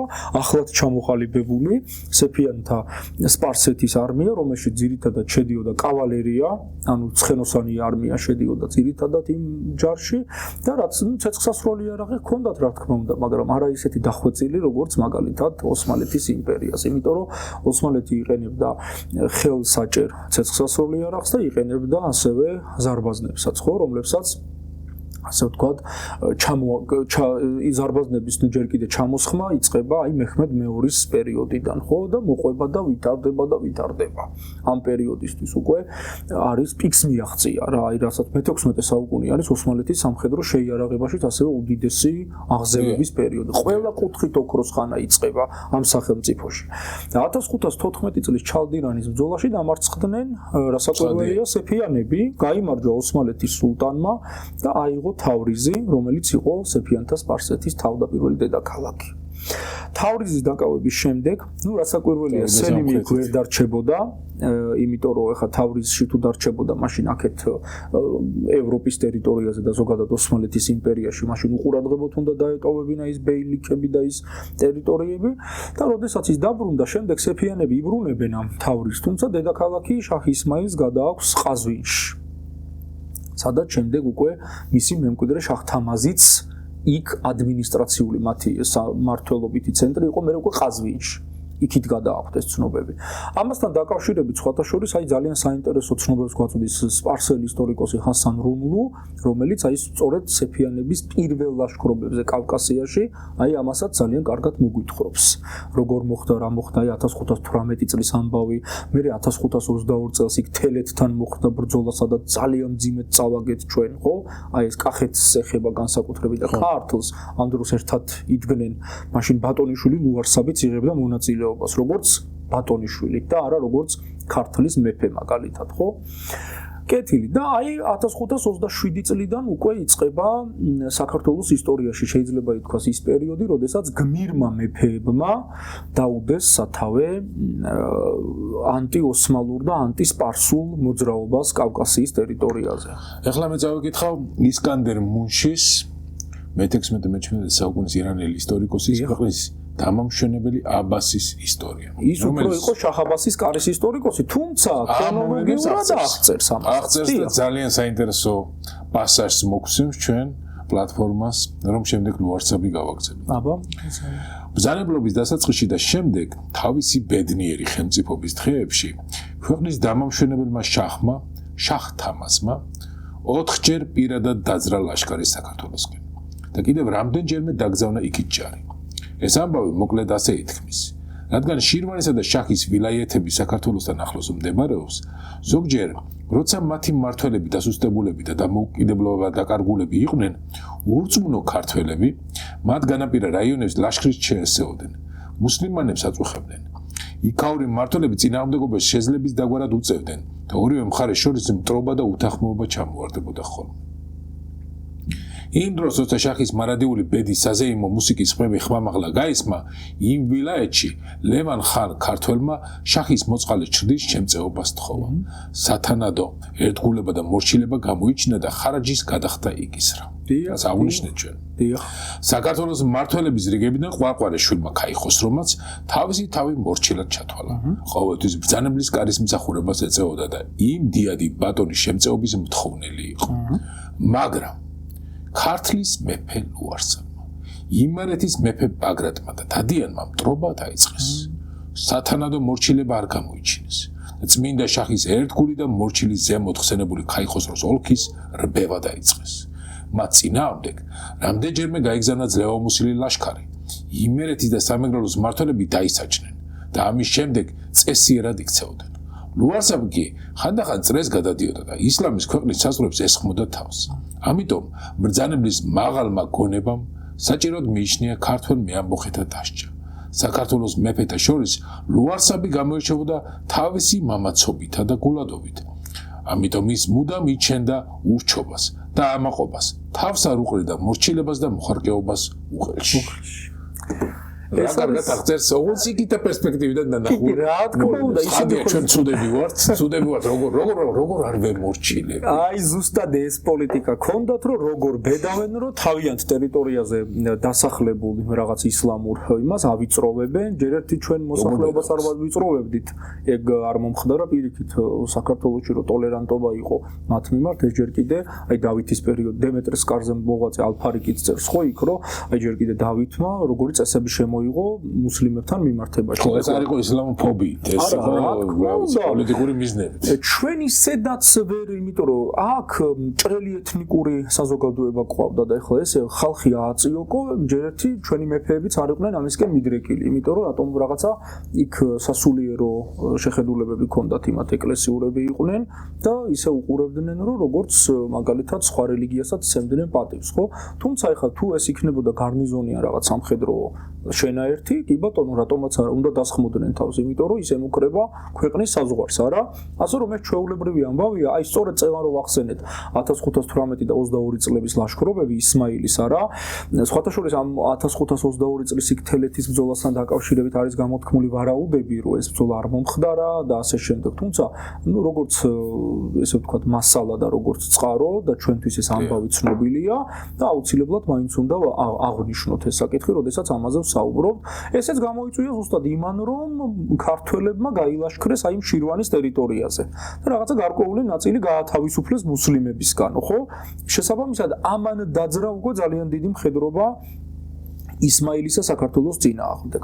თანამ დროს რა ხდება, ვიმეორებ, ჯაყელებში არის სამოქალაქო ომი და ძალიან სჭირდებათ იმათ აუცილებლად რომელიმე აღმოსავლელი დამხმარე და თან ყველაზე საინტერესო ახლა რა არის 1514 წლის ჩალდირანის ბრძოლაში ოსმალების გამარჯვების შემდეგ, როდესაც სეფიანთა სპარსეთი უკვე იმდენად იყო, შეიძლება ითქვას, დასუსტებული, რომ ისინი კონტრშეტევას ვერ განახორციელებდნენ, იყო სხვათა შორის ამის შესაძლებლობა როგორ არისო, აი მაგალითად ასეთი პიროვნება არის სეფიანთა სპარსეთის კარზე მოღვაწეობდა ასეთი იტალიელი მოგზაური კატერინო ძენო, რომელიც გვაწვდის ცნობებს, რომ როგორც ცდილობდა შაჰ ისმაილი მამლუქებთან გაერთიანებას და ერთობლივად წასულიყვნენ ისინი ოსმალების წინააღმდეგ. თუმცა რა მოხდა? თვითონ ვერ შეთანხმდნენ, ვერც ესე ვთქვათ მამლუქები და ვერც სეფიანები გარკვეულ საკითხებზე, ამიტომ მამლუქთა სასულტნო დარჩა ოსმალების წინააღმდეგ ერთ-ერთზე, ანუ მარტო. 1516 წელს, აი ზუსტად მაშინ, როცა ჩვენთან იწყება სამოქალაქო ომი ჯაყელებთან, ბიძას ებრძვის ძმისშვილი მანუჩარ პირველს ებრძვის ყვარყვარე მესამე. ამ დროს ყვარყვარე მესამე რას აკეთებს? პირველი, ჯაყელები მონაწილეობას იღებენ სელიმ პირველის ლაშქრობაში მამლუქების წინააღმდეგ 1516 წელს, როდესაც ოსმალები შეიჭრნენ მამლუქთა ტერიტორიაზე სირიაში. 1516 წელს მოხდა სირია-პალესტინის დამორჩილება, 1517 წლის იანვარში უკვე სელიმი შევიდა კაიროში. აქ მოხდა ცნობილი ბრძოლები რაიდანიასთან, აქ მოხდა ცნობილი ბრძოლები ასევე აი სირიის ტერიტორიაზე არა, მარჯ-დაბიქის ბრძოლა იყო ერთ-ერთი ყველაზე ისეთი ცნობილი, სადაც ფაქტობრივად სელიმ პირველს ხელში ჩაუვარდა მამლუქთა სულტნის მთელი ხაზინა და ყველაზე საშინელება ის იყო, რომ როცა სულტანი, მამლუქთა სულტანი, ეს არის კანსაფ ალ-ღავრი, ასეთი პიროვნება, მიემართება სელიმის დასამორჩილებლად, აქ მათ მოუწიათ ტყვეების გათავისუფლება მამლუქთა ციხეებიდან, აქ მათ მოუწიათ ისე ფაქტობრივად ყველა ძალღონე გამოიყენეს, რომ წასულიყვნენ და ოსმალები დაემარცხებინათ. თუმცა მამლუქები ის მამლუქები აღარ არიან, რომლებიც თავის დროზე მონღოლებს ამარცხებდნენ და იქ ახლო აღმოსავლეთში უდაბნოს რაინდებად იყვნენ შერაცხულები, არა? ესენი უკვე ოსმალების წინააღმდეგ უძულური აღმოჩნდნენ, დამარცხდნენ მარჯდაბიქთან, დამარცხდნენ რაიდანიასთან და საბოლოოდ სელიმ პირველმა დაიმორჩილა სირია და პალესტინა. რატო გამოვკვეთე ახლა ეს ორი? პალესტინის დამორჩილების შემდეგ 1517 წელს უკვე სელიმ პირველი ყვარყვარეს უშვებს და თან ატანს ბრძანებას, რომ ის დანიშნულია სამცხის ათაბაგად და არის ოსმალთა მოკავშირე და ოსმალთა ქვეჩევდომი. და 1518 წელს კიდეც ყვარყვარე მესამე ხდება სამცხის ათაბაგი, რომელსაც აქვს ხარდაჭერა სელიმ პირველის. ეგვიპტეში ლაშქრობისას უკვე ქართველები აღარ ჩანან. სირიაში და პალესტინაში ჩანან უკვე, რომ ქართველებიც არიან კონკრეტულად ჯაყელი ქართველები, ვიგულისხმე სამცხელები სელიმ პირველთან ერთად. აი უკვე ერთ-ერთი საინტერესო დეტალი მინდა რომ ვახსენო, ეს არის მე-16 საუკუნის ალბათ გადამწყვეტი პერიოდი, რომელიც შეთანხმებულად მოხდა ქართლისა და იმერეთის მიერ, ეს არის 1535 წლის ცნობილი მურჯახეთის ბრძოლა, რომელიც რადიკალურად ცვლის პოლიტიკურ ვითარებას კავკასიის ტერიტორიაზე, განსაკუთრებით სამცხის ტერიტორიას. რა ხდება? 1535 წლის მურჯახეთის ბრძოლაში ქართლი, იმერეთი, რომელსაც თან ახლავს ლევან დადიანი, გურიელი, იმარჯვებენ, ყვარყვარეს ამარცხებენ, რომელსაც გამოკეტავენ ქუთაისის ციხეში და 1535 წელსვე ყვარყვარე გარდაიცვლება. და სამცხის წესით მემკვიდრე ყავს ყვარყვარეს ვაჟი ქაიხოსრო მეორე ჯაყელი, თუმცა ტახტი არ მისცეს. ქაიხოსრო ჯაყელი და მისი აღმზრდელი ოთარ შალიკაშვილი მიდიან ოსმალეთის იმპერიის სულტნის სულეიმან პირველის კარზე, რომელიც იმ პერიოდში ზუსტად დაკავებული იყო სეფიანთა ირანთან ომით. ჩვენ წეგან ვახსენეთ 1514-55 წლის ომი. ეს არის დიდი ომი, რომელსაც ჰქონდა პატარ-პატარა შესვენებები. ეხლა არავის ეგონოს, რომ რადგან 1514 წელს დაიწყო და 55-მდე გაგრძელდა, ყოველ წელს იყო მათ შორის შეტაკებები. არა, აქ იყო პატარ-პატარა შესვენებები. მაგალითად 1514 წელს იმავე წელს დამთავრდა ეგ პატარა აი დიდი შეტაკება ჩალდირანთან რაც მოხდა. შემდეგ მეორე დიდი ომი 1532 წელს დაიგეგმა და 33-35 წლებში მიმდინარეობდა. მესამე დიდი ომი 1553-55 წლებში. თუმცა ეს ყველა ომი, რაც ახლა მე ჩამოვთვალე, ერთ 1514-55 წლების დიდ ომშია მოქცეული. პატარ-პატარა შესვენებებით. და საბოლოოდ ამას ის ზავით მთავრდება. ამაზე გვექნება დღეს ჩვენ საუბარი, რა მნიშვნელობა ქონდა ამ ზავს. მურჯახეთის ბრძოლამ გადაწყვიტა სამცხის ბედი იმ პერიოდში. სამცხე გაიღო ორად. ჯავახეთის ტერიტორია წაიღო ლუარსაბმა, სამცხის ტერიტორია რაც იყო დანარჩენი წაიღო ბაგრატმა. სამცხეში ორი ქართველი მეფე დაჭრა. თან ლევანი შეუერთდა ამ ალიანსს, ოღონდ ესე მოლაპარაკებით, მაგრამ როგორც დიპლომატი, მაგრამ ჯარი არ გაუგზავნა. ჯარი არ გაუგზავნა. კი, ჯარი არც ერთ ბრძოლაში არ გაუგზავნია ამას. იმის შემდეგ, ეს ამას აქვს თავისი გარკვეული ახსნა, იმიტომ რომ კახეთის აქტიური ჩართვა საქართველოს აი ქართლთან ურთიერთობაში გააღიზიანებდა შაჰს, იმიტომ რომ ესე იგი ლევანი გამოდის ქართლის მოკავშირეას ამ შემთხვევაში. რაც იქნებოდა იმისი მიზეზი ექნებოდა უკვე შაჰს, რომ შემოსულიყო კახეთის ტერიტორიაზე და აქ ერთი საინტერესო ამბავი ხდება, მურჯახეთის ბრძოლაში მარცხდება ეს ყვარყვარი ათაბაგი და შემდგომ ქუთაისში გარდაიცვლება. ეს იყოფა შუაზე როგორც თქვით და ერთი ესე ვთქვათ დიპლომატიური ამბავი ხდება გამარჯვებულმა ბაგრატ მესამემ აი აჭარის ტერიტორია დაუთმო გურიელს და არა დადიანს. აი ამან გამოიწვია უკვე შიდა დაპირისპირებები, ფეოდალური დაპირისპირება ზუსტად იმერეთის სამეფოში. დადიანი, ლევან დადიანი გაბრაზდა იმაზე, რომ რატო მაგალითად გურიელს რატო დაუთმე და რატო მამია გურიელს რატო დაუთმე და რატო არა მე მაგალითად. და დაიწყო უკვე განაცხენება იმასთან დაკავშირებით, რომ აი ცოტა მოგვიანებით ჩვენ ერთ-ერთ ბრძოლაზე ვისაუბრებთ, სადაც ლევან დადიანი არც კი გამოცხადდა ლაშქრობაში. ეს იყო პასუხი იმაზე, რომ აი ბაგრატმა როგორ გაბედა და დადიანს გურიელს რანაირად მიანიჭა უფრო მეტი უპირატესობა და მე რატო დამჩაგრა ამ შემთხვევაში. მეც ხო გამოვედი ბრძოლის ველზე. თუმცა, დადიანები ისტორიიდან ვიცით, რომ ზოგადად ძალიან ისეთები ძალიან ისე წყენა უყვართ ამ გულში ჩაიდებენ და შემდგომ უკვე ამ წყენის გამო შეიძლება რაღაცა სისულელეც კი გააკეთონ, რომელმაც ქვეყანას მოუტანოს ძალიან დიდი უბედურება რა. ეს ცოტა მოგვიანებითაც გამოჩნდება. სულეიმან პირველის კარზე ზუსტად კარგ პერიოდში დაემთხვა ხაიხოსრო ჯაყელისა და ოთარ შალიკაშვილის მისი აღმზრდელის ჩასვლა იქით.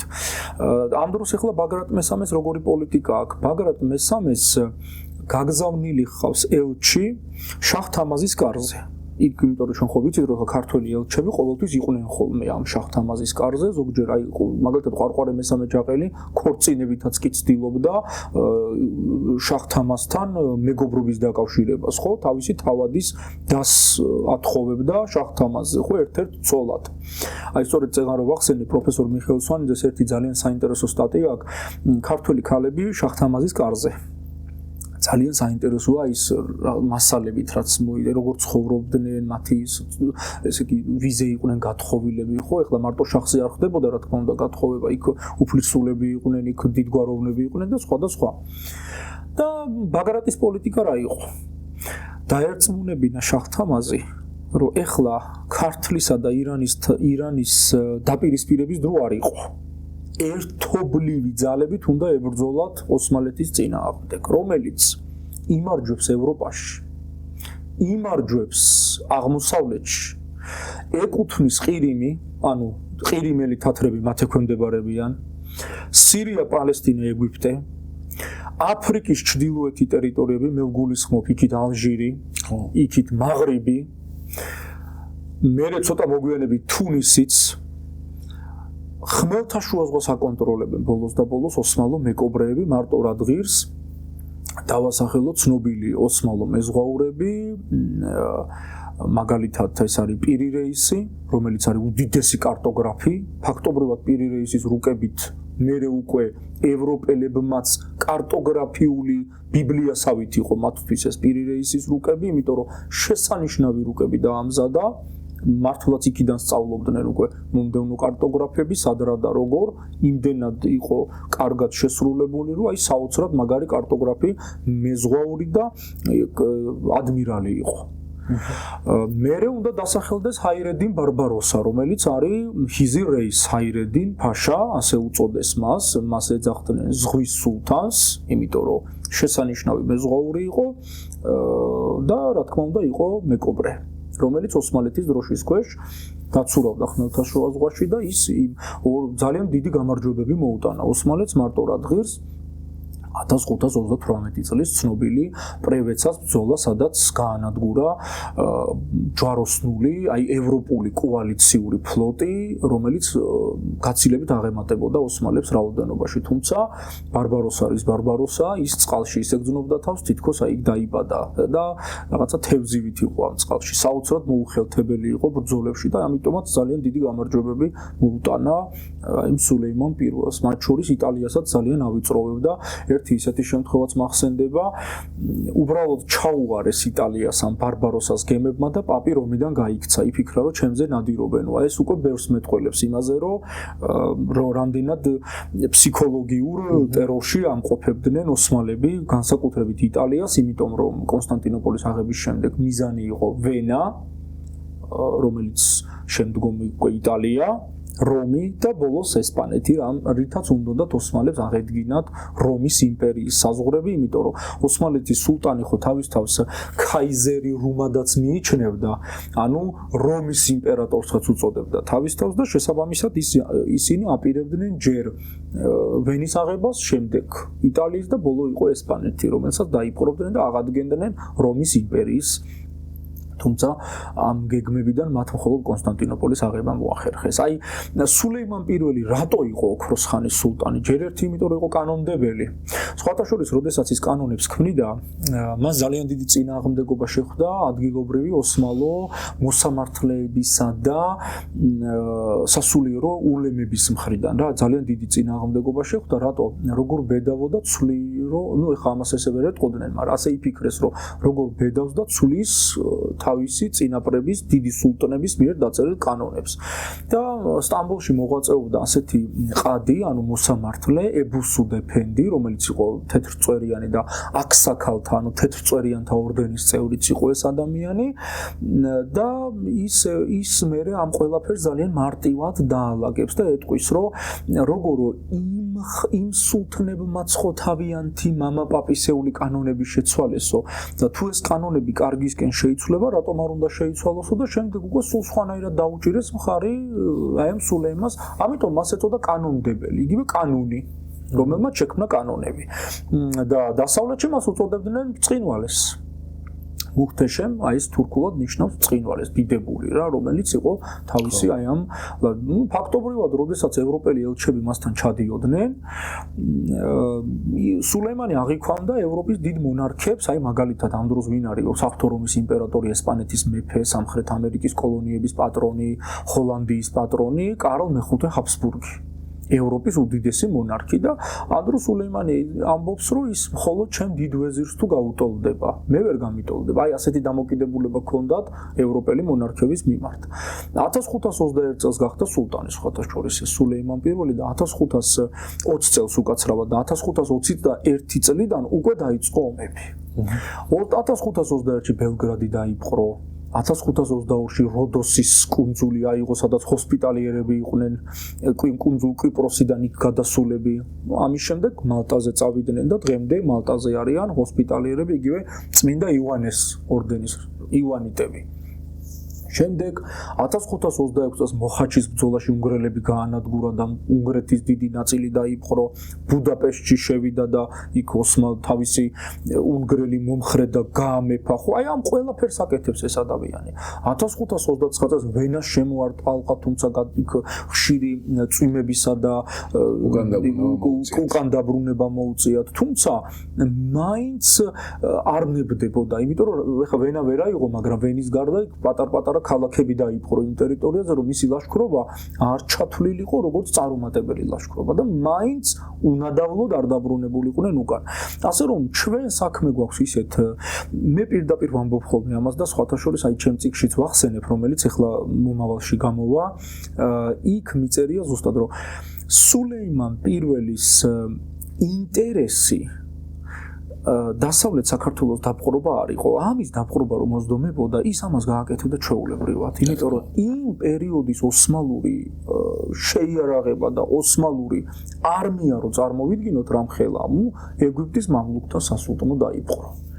სეფიანები დაამარცხა. მთელი უნგრეთი დაიპყრო. ბელგრადის მიუდგომელი ციხესიმაგრე აიღო და როდოსი დაიპყრო და მთელ ხმელთაშუა ზღვაზე გაბატონდა და დასავლეთ საქართველოს დაპყრობა გაუჭირდებოდა.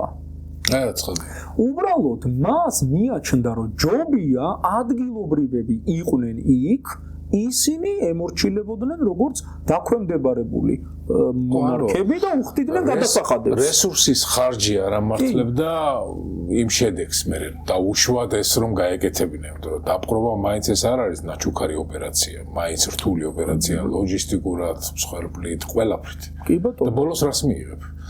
ანუ იქ განვითარებული ინფრასტრუქტურა უარდებოდა ხელში. კი, რა თქმა უნდა. კიდე ჩვენი ინფრასტრუქტურაზე ციხესიმაგრეები და ერთადერთი აგრონომიული საკითხი. აი მე ჩვენ ამ დისკუსიის შემდეგ აუცილებლად მინდა რომ წავიკითხო ვიაჩელების მოგზაურობა. ძალიან დიდი მოგზაური და ის ძალიან კარგად ახსენს, აი ორი ეპიზოდი მინდა წავიკითხო.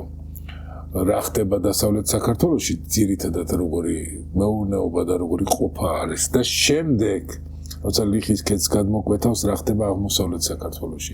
ის აბაზებსაც აღწერს სხვათა შორის იქ. კი. აღწერილი არის როგორ არის ანუ მეგრელების და აბაზების დაპირისპირება. შენ ნებართვით ბარემ წავიკითხო. კი ბატონო, სიამოვნები და მე მეც გავაგრძელებ მაქედან გამომდინარე ძალიან საინტერესო აი ოსმალურ მოგზაურებთან დაკავშირებით. დიახ. აი აღწერა ლაზიკის ძველი ვილაიეთის დიდი ქალაქის კეთილმოწყობილი ციხისა და ქალაქ ტრაპიზონისა. მისი აღშენებელი იყო ალექსანდრეს ეპოქის ერთი მეფე ყოფილა. სულთან მეჰმედმა ზღვისოდენა ჯარით ხმელეთიდან ზღვისდან და ტრაპიზონს ალყა შემოარტყა 1461 წელს.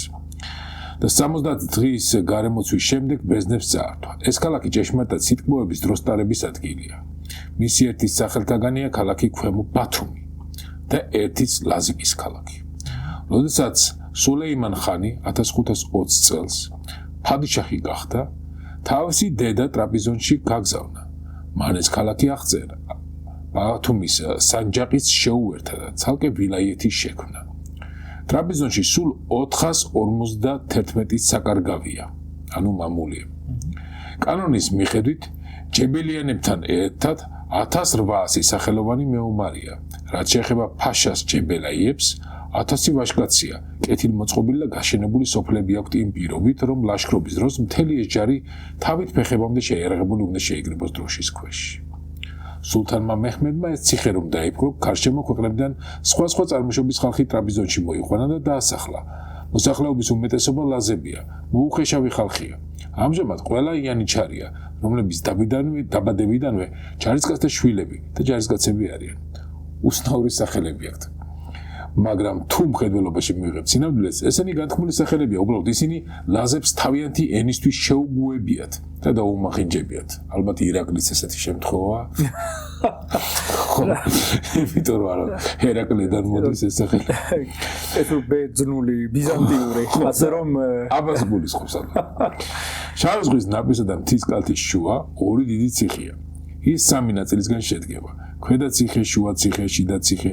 იგივე კოშკის ციხე, ქვედა ციხეს 4 კარი აქვს. პირველი კარი და შუა ციხისკენ ზღუდის გასწვრივ ხიდი გემიემართება. მეორე სულთანისკენ სულთანე ქრისტიანთა უბანია. ციხის კელის გარეთ ზღვისპირას მდებარეობს მეფის მოლოზის კარია. ბერძნულად მოლოზი წყვილ კენჭს ეწოდება. ამ უბნის სანაპირო მთლიანად კენჭებით არის მოფენილი. ლაზურ ენაზე მოლოზი ეწოდება. დანგრევამდე მისულ შენობებს ბოძები აქვს შედგმული. ეს კარი ზღვისკენ გადის. ტრაპიზონში თაფლისა და ქონის სანთელი ბევრია. სანთლის სახელოსნო სახაზინოა და ცალკე გამგებელი ყავს. ტრაპიზონში მრავალი ჯამეა, ანუ მეჩეთი. ხათუნიეს ჯამე სულეიმან ხან პირველის თითსულოვანი დედის მიერაა აშენებული. ესე იგი ქალებისთვისაა, ხო, ხათუნი. სულეიმან პირველის დედა იყო ყირიმელი იყო, დიდგვაროვანი იყო. ის არ იყო მონაქალი, რომელიც იქ მიიყვანეს. აი რა კი ვახსენეთ, ბარემ ორი წუთით ვიტყვი. სხვათა შორის ვალიდე სულთნის, ანუ დედა სულთნის ინსტიტუტი ზუსტად მისი პერიოდიდან იწყება.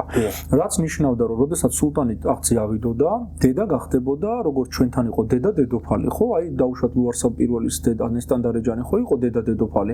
შესაბამისად ოსმალეთის იმპერიაშიც ეძახდნენ ვალიდე სულთანი. ვალიდე ნიშნავს დედას და დედა სულთანი, რომელსაც ეძლეოდა ბეჭედი და ვალიდე სულთანი განაგებდა ჰარემს, რომელიც იყო ოსმალეთის იმპერიის მე-16 საუკუნის ერთ-ერთი მნიშვნელოვანი პოლიტიკური ბირთვი. იქ წყდებოდა ძალიან სერიოზული ამბები სხვათა შორის და არავინ არ თქვას, რომ ოსმალეთის იმპერიაში ხალი იყო მეორე ხარისხოვანი. პირიქით, ძალიან დიდ პატივს სცემდნენ იმაზე. სერიალია გადაღებული ზუსტად ეგ პერსონაჟებია გასაცხლებული რაღაც დიდებული საუკუნეები. დიდებული საუკუნე, რომელიც მოიცვა, ანუ ეხლა იქ არის უამრავი უზუსტობა, მე ნახე რა თქმა უნდა და ეხლა იქ ყველაფერი ზუსტი იყოს, ეს იქნება მაშინ დოკუმენტური ფილმი და არა. ნუ ხო ხდებით, ეს არის ჩვეულებრივი თურქული ისტორიოგრაფიის პროპაგანდა. აი თუ როგორი იყო, ეხლა ყველაფერი ეგრე არ იყო იქ, რაც არის, რა თქმა უნდა, თუმცა ის ბრძოლები ევროპასთან და ის წეღან ჩემს ვერ ნახსენების ლაშქრობები და ჰარემში არსებული პატარა ინტრიგები ალბათ რაღაცნაირად მაგრამ ალბათ არის, მაგრამ ეს უკვე არის რეალური, იმიტომ რომ ჰარემში რა ხდებოდა, იმას სხვა ვერავინ ვერ აგვიხსენებს, იმიტომ რომ ეს ჰარემი არის, ჰარამ არის არაბულად არის აკრძალვა.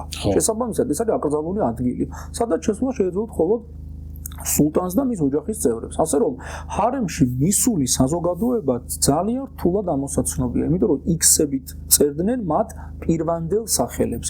თუ რომელიმე ადგილობრივი თავის დღიურში ჩაწერდა, რომ ეს მერქვა და ეს დამარქვეს, ამ შემთხვევაში ჩვენ ამას, იმიტომ რომ სწორედ ვიმეორებ კიდევ სულეიმან პირველის დედა, აიშე ხაფსა ვალიდე სულტანი იყო ქველმოქმედებით დაკავებული და არა მარტო ეგ, ქალთა სასულთნო გაგრძელდა 1000, ნუ სულეიმან პირველის დედა პირველი ვალიდე სულტანი კი არის, მაგრამ ქალთა სასულთნოს ფუძემდებლად მაინც სულეიმან პირველის მეუღლე ჰასეკი, ანუ მეუღლეს ნიშნავს ჰასეკი ჰიურემ სულთანი გვევლინება, რომელმაც 1534 წლიდან ფაქტობრივად ქალთა სასულთნოს ეპოქა დაიწყო და გაგრძელდა 1656 წლამდე. სანამ ოსმალეთში ქალმა სულთნებმა არ გადააბარეს მმართველობა ვეზირებს და პირველი იყო ქოფრულუ მეჰმედ ფაშა, რომელმაც ფაქტობრივად დაასრულა ქალთა ჩარევა პოლიტიკის საკითხებში და უკვე დაიწყო ისევ დიდი ვეზირის ის გახდა ეს. თუმცა ქალთა სასულთნო, აი მაყურებლისთვის ვიტყვი, არავის ეგონოს, რომ ეს იყო რამე დამოუკიდებელი ან ქალი იყო ყველაზე მაღალუფლებიანი. არა, ისინი მოქმედებდნენ თავიანთი ქმრებისა და თავიანთი მეუღლეების ესე ვთქვათ მეშვეობით, ხო? ისინი იყვნენ მათი მთავარი მრჩევლები. რაღაცა გავლენა ჰქონდათ ამაზე. და იმდენად პიკს მიაღწია მე-17 საუკუნეში განსაკუთრებით პიკს მიაღწია მათმა იმას. დიახ. ძალიან საინტერესო. ეს პატარა კომენტარი, რომ აი ეს დედა სულტანი რას ნიშნავდა და ზოგადად მედრესეებზე და სხვა სასწავლებლების გარდა ტრაპიზონში არის საქველმოქმედო დაწესებულებები, სადაც მდიდრისა და ღარიბისთვის მუდმივად უხვად არის წყალობა. არის აბანოები, მათ შორის საქველმოქმედო აბანო. ამის გამო, რომ ტრაპიზონი მეხუთე სარტყელშია, მისი ჰავა მშვენიერია. ამიტომ მთელი მოსახლეობა მხიარული ბედნიერია, სიტყვეობა, სადაც მაჭამის მოყვარული, უზრუნველი და უდარდელია. მშვენიერი მეგობარნი არიან. ღაშღაშა სახისფერიანი ქალები. აბაზა, ქართველი, ჩერქეზი, ტურქა ქალები არიან. მათი ვაჟები და ქალიშვილები ისეთი ლამაზები არიან, თითოეული მათგანი თითქოს მთვარის ნატეხია. აი ეს ხო რა თქმა უნდა, ეხლა მანდ ისეთი საინტერესო ტერმინები დასახელდა აბანო მაგალითად, რომელიც არის ჰამამი, ასევე აი მე წეგან რომ ვახსენე ჰიურემ სულტანი, სხვათა შორის აი ამ ჰიურემ სულტნის სახელზე სტამბოლში ელიტარულ უბანში მაშინაც აია სოფიასთან და აია სოფიასთან ახლოს აშენდა ჰამამი, რომელიც აშენდა ქალბატონებისთვის. ანუ ეს გააკეთა მან თავის სიცოცხლის აი ბოლო პერიოდში 1554 წელს აშენდა ეს ჰამამი და 1558-ში უკვე ჰიურემ სულტანი დაავადებით გარდაიცვალა. თუმცა იმდენად დიდი სახელი დატოვა მან, რომ დღემდე უკრაინაში, თურქეთში, პოლონეთში და აი ისეთ ქვეყნებში მასთან დაკავშირებით თეატრალური წარმოდგენებიც კი იმართება, იმიტომ რომ ქალი, რომელმაც მონობიდან ამხელა თანამდებობას მიაღწია, ის გახლავთ სელიმ მეორის დედა, ოღონდ სელიმის ტახტზე ასვლის პერიოდში ის უკვე დიდი ხნის გარდაცვლილი იყო, ასე რომ ჰიურემ სულტანს არ ხვდა წილად ვალიდე სულთნის თანამდებობა, დედა სულთანის არ ყოფილა სიცოცხლეში. თუმცა იმდენად ძლევამოსილი იყო, რომ მას ეს ტიტული მე მგონი არ ჭირდებოდა, იმიტომ რომ აი ვინც გაეცნობა მის ბიოგრაფიას, აი მე ჩემი პირველი წიგნი 2020-ში რო გამოვეცი, იქ ყველა ქალი სულთანი მაქვს შეტანილი, რომ აი აქ ქართულ ენაზეც იყოს ცნობები ამათთან დაკავშირებით და არა მარტო ის წირი ცნობები, რასაც ინტერნეტი გვთავაზობს მაგალითად, ხო?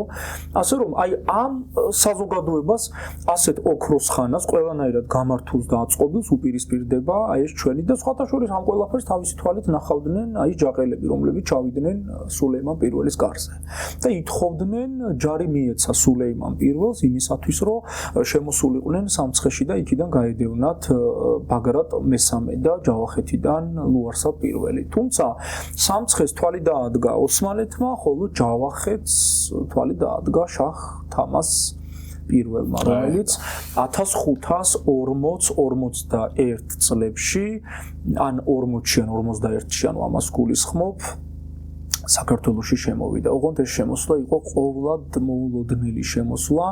მე ყოველთვის ვამბობ ხოლმე, რომ ლუარსაბ პირველი და მისი შვილი სვიმონ პირველი ესენი არიან თითქოს გაცოცხლებული ბაგრატ მეხუთე და გიორგი მეშვიდე მეთქი, იმიტომ რომ რაღაც აი ამ მამა შვილებს აქვთ ერთნაირი მოვალეობები ქვეყნის მიმართ და აი ლუარსაბ პირველზე ძალიან ბევრი მიფიქრია, იმიტომ რომ ეს ის საკითხია, რაზეც ვმუშაობთ, აი ლუარსაბი არის ჩემთვის ერთ-ერთი გამორჩეულად ესეთი მეფე.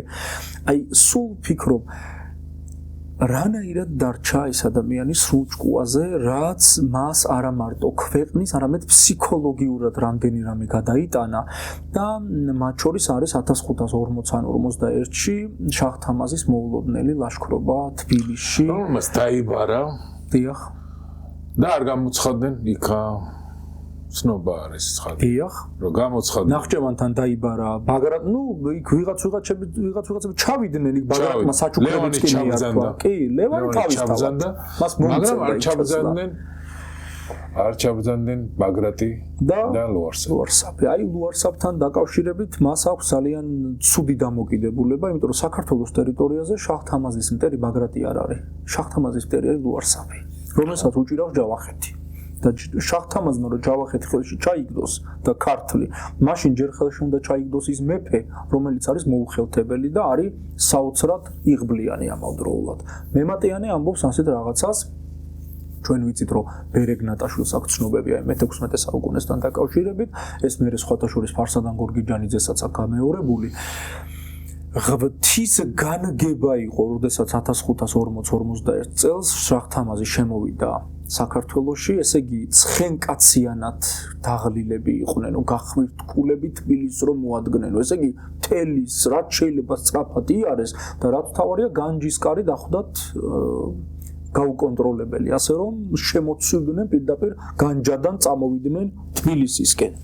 და თბილისში არ იყო ამ დროს ლუარსაბ პირველი. ლუარსაბ პირველი ამ დროს იყო მცხეთაში და ამ დროს ქართლის ბაგრატიონების ოჯახში იყო ძალიან დიდი ტრაგედია, იმიტომ რომ ლუარსაბი თავის მცირეწლოვან შვილს ასაფლავებდა და ეხლა წარმოიდგინეთ, შვილის დაკრძალვის დღეს მოუწია ადამიანს ცხენზე დამჯდარიყო და გლოვაც კი არ აცალეს, ასე ვთქვათ, მეფეს რო საკუთარი შვილი ეგლოვა და გააგებინეს რომ თბილისი დაეცა. თბილისი აიღო შაჰ თამაზმა, თბილისის მეციხოვნეები განსაკუთრებით გულბათი გატყდა, გაუღეს ციხე. შაჰ თამაზმა უთხრა რომ ლუარსაბი მაინც დაგжжის თბილისი, რომ უპატრონოთ იყო და ჩვენ ესე მარტივად ავიღეთ და ჯობია ხალათს გამოგიგზავნე და მემორჩილო და თბილისის ციხე ჩამაბარო და გატყდა თბილისის თავი იმ პერიოდში.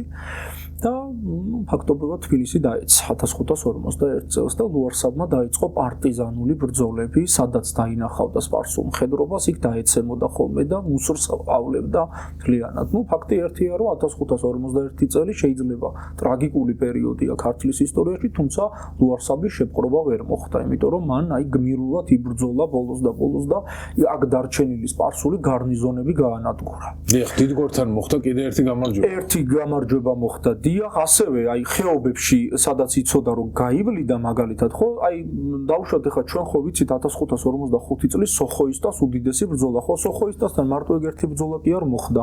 ლუარსაბის ჯარები მანამდეც მაგ ტერიტორიაზე ოსმალოს და აი სპარსელების აღალს დაეცემოდნენ ხოლმე და ანადგურებდნენ. გააჩნია რომელი შევიდოდა იმ ტერიტორიაზე.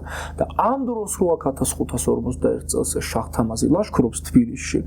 ზუსტად ამ პერიოდში არზრუმისკენ მოემართებიან ქაიხოსრო ჯაყელი და ოთარ შალიკაშვილი. არზრუმში მათ ელოდებათ მუსა-ფაშა, რომელიც არის გამზადებული სულტნის ბრძანება მიახვთ ამათ იქ მუსა-ფაშასთან რომ სამცხეში უნდა შემოვიდნენ ეს ოსმალები და 1553 წელს სამცხის ტერიტორიაზე შემოიჭრა 22-23000 კაციანი არმიით და ალყა შემოარტყა მუსა-ფაშამ ოლთისის ციხეს, რომელიც არის ერთ-ერთი ყველაზე რთულად ასაღები ფორპოსტი და დამცველი ციხე აი ამ სამცხის ტერიტორიაზე.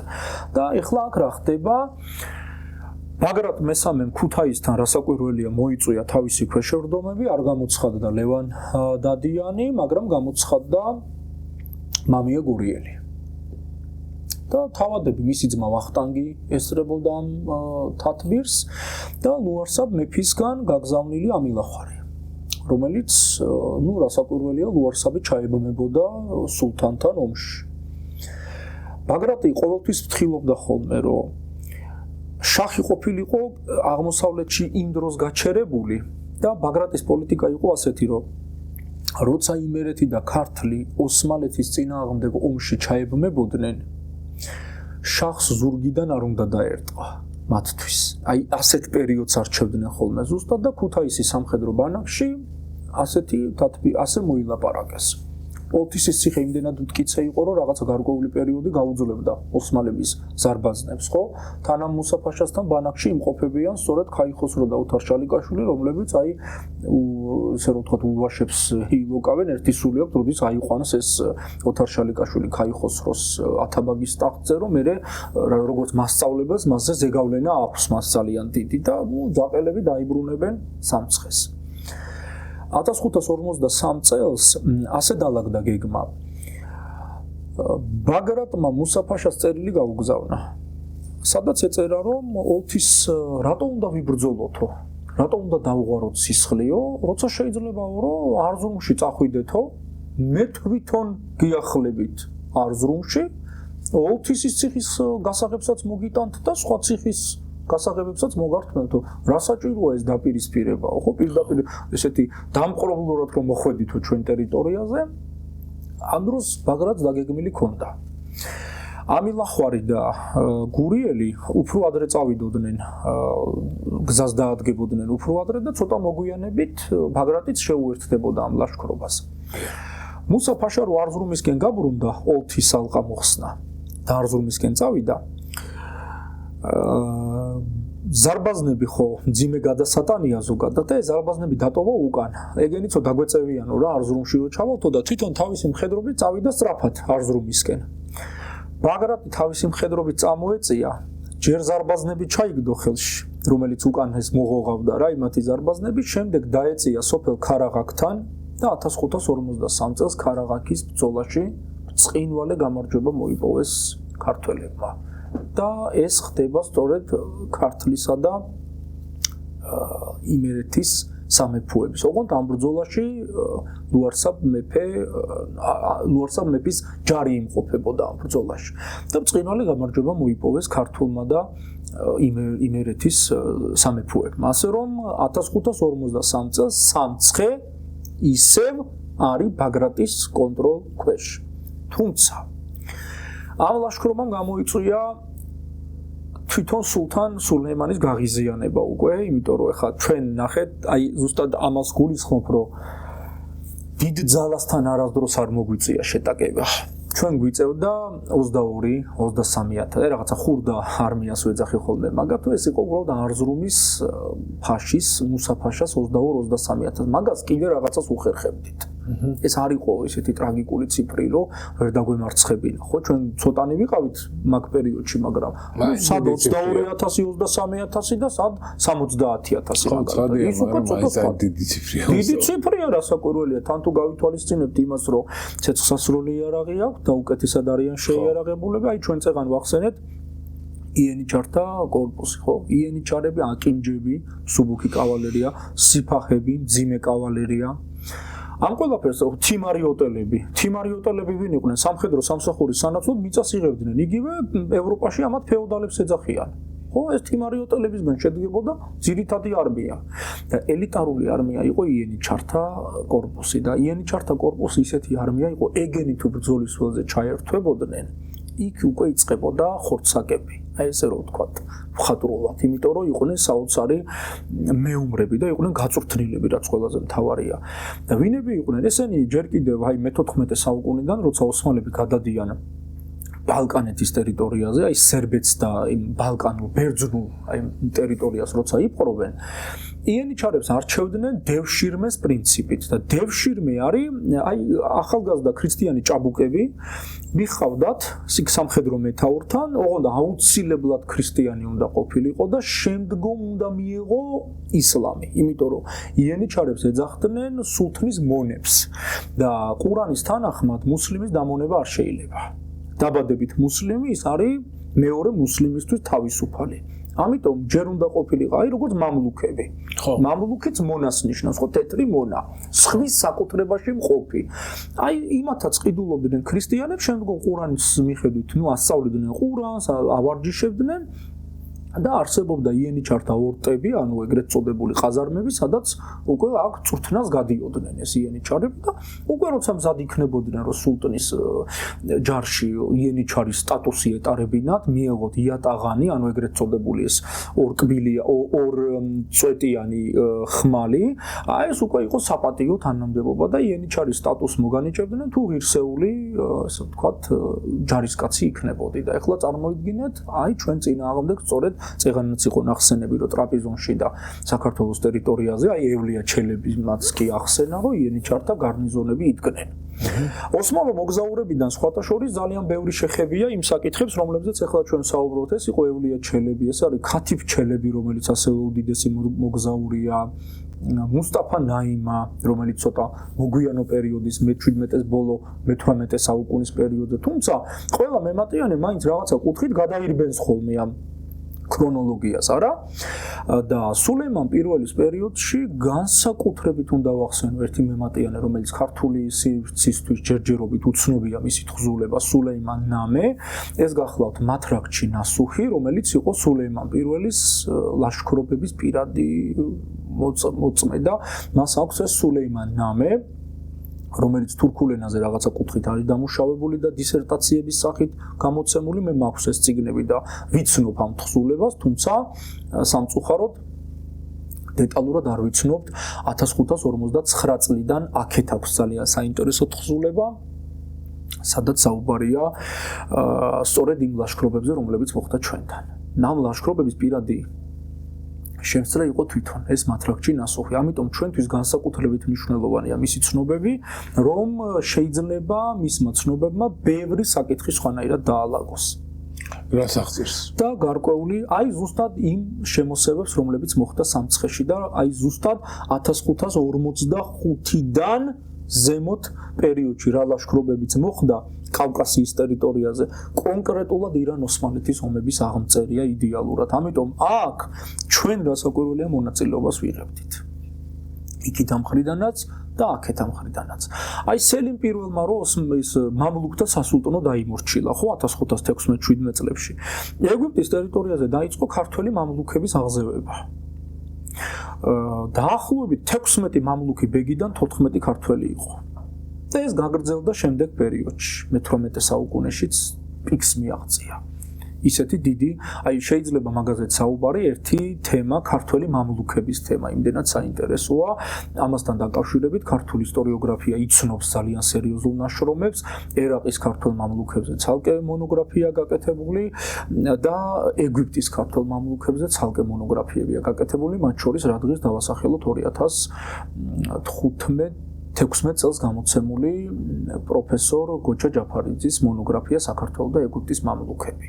შესანიშნავი მონოგრაფია აღმოსავლეთ ცოდნებს, აი ვისაც მამლუქები და ეს აინტერესებს, სამაგიდო წიგნია მათთვის და შეიძლება მე მაგაზეც ერთი კარგი გადაცემა, მაგას საერთოდ ცალკე თემა ჭირდება, ქართველი მამლუქები ეგვიპტის ასპარეზზე, ის იმდენად დიდი თემაა. და ასევე ქართველები ოსმალეთის იმპერიის ასპარეზზეც, რომლებიც აი მე-16 საუკუნის ბოლოდან ჩნდებიან უკვე აქტიურად. აი ჩვენ წეგან აბაზა ვახსენეთ და ოსმალურ ისტორიოგრაფიაში აბაზა არის მოხსენიებული ორნაირად. აბაზებს ეძახიან დასავლეთ საქართველოს მაცხოვრებლებსაც, აი როგორც ჩვენ ვეძახით, ხო, მეფე აფხაზთა ხო მთელ დასავლეთ საქართველოს მეფეს ნიშნავდა, არა? აბაზათი შეიძლება იყოს მოხსენიებული კონკრეტულად აფხაზიც და შეიძლება იყოს მოხსენიებული კონკრეტულად დასავლეთ საქართველოს მართველიც, ხო? ესე შეიძლება ითქვას. ასე რომ აი ამ ვითარებაში 1545 წელს მეორე დიდი ლაშქრობა მოხდა საქართველოს ტერიტორიაზე. აქ უკვე არა 22 და 23000, არამედ უკვე დაახლოებით 55-60000 კაციან არმიაზეა საუბარი. და აქედან მათ შორის უფრო მეტი ქვემეხია მოტანილი, უფრო უკეთესად არიან მომზადებულები და სხვა გზა არ აქვთ ქართველებს. ლუარსაბი უნდა ამ ომში ჩაებას, რასაკვირველია, იმიტომ რომ იმერეთი თუ დაეცემა ფაქტობრივად ქართლის ალყაში ექცევა აქედან ოსმალები, აქედან ყიზილბაშურის სეფიანთა სპარსეთი და 1545 წელს სოხოისტას ველზე ერთმანეთს უპირისპირდება ორი მხარე. ქართველები, რომლებიც ყველა ვარიანტში უნდა იბრძოლონ იმისთვის, რომ გადარჩნენ, რანაირადაც არ უნდა დამთავრდეს ეს დაპირისპირება. აქ შეიკრიბნენ ბაგრატ მუხრანბატონიც ესწრებოდა სხვათა შორის ამ ბრძოლას და მე თვითონ შეგიწყვები თუ ამ ლაშქრობაში თამარის მამის გიორგი მესამის ჯვრით. ეს არის ძალიან მნიშვნელოვანი.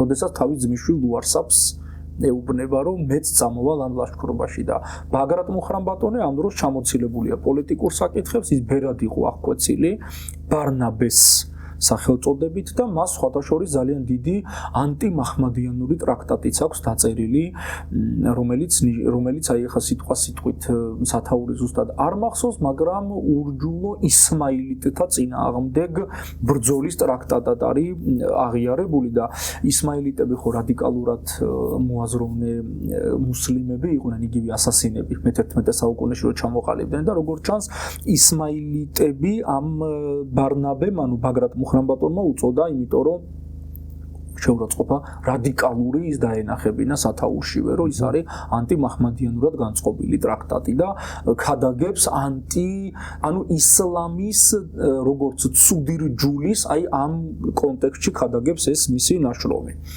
და აქ იმყოფებიან რასაკვირველია გურიიდან ჩამოსული გურიელი იმყოფებოდა. ნუ ხა ბაგრატ მესამეს დიდად გურიელი გულზე არ ეხატებოდა, იმიტომ რომ დადიანიც და გურიელიც ძალიან დიდ პრობლემებს უქმნიდნენ ხოლმე მეფეს, იმიტომ რომ ხდებოდა ძალიან დიდი ფეოდალური დაპირისპირებები. ნუ აქ ახლა სიღრმეებში რო არ შევიდეთ, იმიტომ რომ ხა მარტო მე-16 საუკუნის იმერეთზე შეიძლება 2 საათიანი ლექცია ჩაატაროს ადამიანმა, იქ იმდენი უთანხმოება მოხდა. განაწყენებული ლევან დადიანი ყავს მურჯახეთის ბრძოლის შემდეგ, ის საკმაოდ ასე ვთქვათ განაწყენებულია და 1545 წელს სოხოისტას ბრძოლაში ქართული მხარე ძალიან მძიმედ დამარცხდა.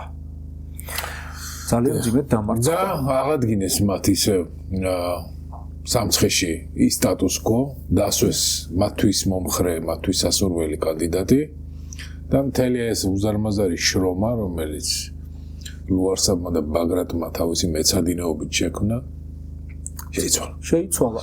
მაგრამ ამას დაერთო კიდე ერთი საშინელი ტრაგედია. ეს არის ალბათ ისეთ რაღაცა ყველაზე დრამატული ეპიზოდი, როცა შაჰ თამაზი ისე შემობრძანა საქართველოში 47-ში უკვე მეორე და 30000 ქართველი მოიტაცა და გატაცებულ ქართველებს დაედევნა ლუარსაბ მეფე. და ამას აქვს თავისი მიზეზი, ხო, რატო დაედევნა, იმიტომ რომ ამ გატაცებულ ქართველების მოbrunებაში ერთ-ერთი გატაცებული ქართველი იყო სწორედ აი ლუარსაბ პირველის დედა, რომელიც თავს მოიკლავს იმის გამო, რომ არ გახდეს შაჰ თამასსა და მის შვილს შორის მერკანტილური პოლიტიკის საგანი. აი ზუსტად ეს ტრაგედია იყო, რომ მეფემ, აი ლუარსაბზე მაგითო ვთქვი, რომ ფსიქოლოგიურად ეს ადამიანი როგორ იყო სულ ჯგუაზე, რომ შვილის დაკრძალვაზე შაჰ თამაზის პირველი ლაშქრობა მოხდა, 1557-ში მეორე ლაშქრობა მოხდა, 1551-ში მესამე ლაშქრობა და 1554-ში პირადად მისი ხელმძღვანელობით მეოთხე ლაშქრობა. და როდესაც ნესტან დარეჯანი დაატყვევა სხვა თავადების ოჯახებთან ერთად და წაიყვანა ეს 30,000-მდე ქართველი ისა ლუარსაბმა მათი გამოხსნა ვერ შეძლო და ნესტან დედამისმაც თავი მოიკლა დედოფალმა, იმიტომ რომ ამაზე დიდი ტრაგედია რა უნდა ყოფილიყო, რომ თავისი შვილი იცოდა რამდენად მძიმე ვითარებაში ჩავარდებოდა ლუარსაბი, იცოდა რომ ქართლი იყო იმ პერიოდისთვის მნიშვნელოვანი და ის უნდა დაეცვათ სწორედ და შესაბამისად შეუმსუბუქა თავის შვილს, თუ შეიძლება რომ ამას შემსუბუქება ერქვას, გადაწყვეტილების მიღების აი საკითხი შემსუბუქა და თავი მოიკლა, რომ გვიმეორებ არ გამხდარიყო მერკანტილური ვაჭრობის საგანი. და რაც შეეხება სამცხე საათაბაგოს, იქიდან ნაწილი თავადებისა, რომელიც ბაგრატის მომხრეები იყვნენ, თავისი ოჯახებიდან და მოსახლეობა გადავიდნენ იმერეთის ტერიტორიაზე, იქ შეეფარნენ და იყვნენ ოჯახები, რომლებიც ბაგრატს ემხრობოდნენ, მაგრამ არ დატოვეს სამცხე. და თან ერთი საკითხი იყო მესხები. მესხები მოვიდნენ, იყვნენ სოხოისტას ბანაკში, თუმცა ბრძოლის დაწყებამდე წავიდნენ, იმიტომ რომ წინამავლობა გვინდაო და მე როგორც მუშაობის პერიოდში ვნახე, იმათ იქ წინამავლობას არავინ არ უშლიდა. მან სხვა საკითხი იყო. მესხების ბატონი გახდებოდა ქაიხოსრო მეორე. მესხები მიხვდნენ, რომ წაგებული ომი იყო და რადგან ისინი ბრძოლაში მონაწილეობას არ იღებდნენ და განზე გადგნენ, ახალი ბატონი ქაიხოსრო ჭაყელი მათ მიმართ გამოიჩენდა ლოიალობას და პირიქით მესხებს ექნებოდათ უფრო მეტი, ასე ვთქვათ, პრივილეგიები სხვებისგან განსხვავებით. ბაგრატი ეხვეწებოდა იქ გარკვეულ თავადაზნაურობას, რომ მიეტოვებინათ სამცხე და მასთან ერთად წასულიყვნენ იმერეთში და იქ ეცხოვრათ, იმიტომ რომ ქაიხოსრო რასაკვირველია დაждდა ყველას, ვინც მის წინააღმდეგ იბრძოდა და იმ დროს, როდესაც ეს ყველაფერი სამცხეში აი უბედურება ხდება, ოსმალები აწიოკებდნენ მთელ ქვეყანას, რასაკეთებდნენ დანარჩენი მესხები და თავადები, რომლებიც სამცხეში იყვნენ, ქაიხოსრო ათაბაგის ტახტზე ასაყვანად ემზადებოდნენ, რომელიც ჩათვალეთ, რომ ეს იყო არა ქაიხოსროს სამცხე, არა ქართველების სამცხე, ეს ნიშნავს ოსმალურ სამცხეს. უბრალოდ ქაიხოსრო იქნებოდა დანიშნული როგორც ქართლის, ასე ვთქვათ, სამცხის უკაცრავად გამგებელი, არა? და აი ამ ტრაგიკულ პერიოდში ზუსტად ჩვენ იქით ვახსენეთ, ბაგრატი იძულებული ხდება, რომ ოსმალეთის სულთნის უზენაესობა აღიაროს, ხარკი იკისროს და ფაქტობრივად დასავლეთ საქართველოს ოსმალეთთან დამარცხდა. ძალიან მძიმე ვითარება იყო. ძალიან მძიმე ვითარებაში დამარცხდნენ. თუმცა ტერიტორიულად დასავლეთი კონკრეტულად იმერეთი არ ეკუთვნოდა ოსმალეთს, მაგრამ ეს ეგრეთ წოდებული ხარკის გადახდა იმას ნიშნავს, რომ პოლიტიკურად ექვემდებარებოდა და აქ რაც მთავარია, სამცხე გახდა მათი მთავარი დასაყრდენი. 1555 წელს დაემთავრდა ოსმალეთ-ირანის უზარმაზარი ომი. ამასიის საზავო ხელშეკრულება, რომელიც ქალაქ ამასიაში გაფორმდა. სულეიმან პირველმა და შაჰ თამაზმა ხელი მოაწერეს 1 ივნის, რატომღაც ქართულ ისტორიოგრაფიაში 29 მაისი იყო აქამდე ცნობილი, მაგრამ სწორედ პროფესორი მიხეილ სვანიძის მიერ იყო დადგენილი, რომ ეს მოხდა 1 ივნის და აი ამ წიგნში არის ზუსტად განმარტება ამ ზავთან დაკავშირებით რა, რომ აი 1 ივნის რატო და არა რატო არა 29 მაისს. ეს არის ძალიან საინტერესო, იმიტომ რომ ელჩების ჩასვლა აი ზუსტად 1 ივნისისთვის ხდება, სრულფასოვნად იქ შეკრება. ამიტომ საზავო ხელშეკრულება 1 ივნის გაფორმდა, რომელ დღესაც არ უნდა გაფორმებულიყო. ამასის ზავი იყო კავკასიისთვის ძალიან მძიმე შედეგის მომტანი, იმიტომ რომ ჯერ კიდევ დაუპყრობელი საქართველო განაწილდა 2 ნაწილად. დასავლეთ საქართველო და სამცხე-საათაბაგო ოსმალეთის იმპერიის ნაწილი უნდა გამხდარიყო ერაყი მთლიანად ოსმალეთის ეგ არც განიხილებოდა რომ ერაყი გაიყოფოდა იმიტომ რომ სულეიმანს ჰქონდა წარმატებები ამიტომ ლაპარაკობს ის ვინც წარმატებებს აღწევს და ის ზავის პირობებს ის აყენებს აქ იყო რელიგიური საკითხები განხილული ანუ იქ ადგილზე როგორი ვითარება უნდა ყოფილიყო კონფესიური თუ პირიქით რაღაცა კონსოლიდაციისკენ მიდრეკილი ეგ უკვე იქ განიხილავდნენ აღმოსავლეთ საქართველოს და განსაკუთრებით აი აღმოსავლეთ სომხეთის ნაწილი დარჩა სეფიანთა სპარსეთს და 1555 წლის ამასიის ზავი მერე რამდენჯერმე გამეორდა მაგალითად ესენი იყო 1578 წლის ზავი 1590 წლის სტამბოლის ზავი 1629 წლის ქასრი შირინის იგივე ზოხაბის ზავი ანუ ამასიის ზავმა საფუძველი ჩაუყარა მომდევნო პერიოდში ირან-ოსმალეთის ზავებში რა პირობების განიხილებოდა თითქმის ყველაფერი ნასესხები იყო ამ ზავებთან ხო ანუ ჩვენ შემთხვევაში ეს ყოველთვის ლიხის ქედზე გადიოდა რა თქმა უნდა და ერთ წელიწადში თუ შეიძლება ამასაც ვიტყვი ერთ წელიწადში 1556 წელს ქართლის სამეფოში კიდევ ერთი ტრაგედია დატრიალდა და ეს ტრაგედია არის გარისის ბრძოლა, როდესაც შაჰ თამაზმა თავისი მხედართმთავარი გამოგზავნა აღმოსავლეთ საქართველოში, კონკრეტულად ურჩი ქართლის მეფე ლუარსაბის ამ დროს უკვე მისი უფლისწული სვიმონი არის სრულწლოვანი, მას ჩვეულებრივად შეუძლია რომ გაუძღვეს ქართულ არმიას, ამიტომ გარისის ბრძოლაში მხედართმთავარი ქართველების მხრიდან იყო სვიმონი და არა ლუარსაბ პირველი. ლუარსაბ პირველი პატრიარქთან და სხვა მოხუც დიდებულებთან ერთად გარისის ბრძოლას ადევნებდა თვალს შემაღლებული ადგილიდან, იმიტომ რომ ლუარსაბი ამ დროს იყო უკვე ასაკში.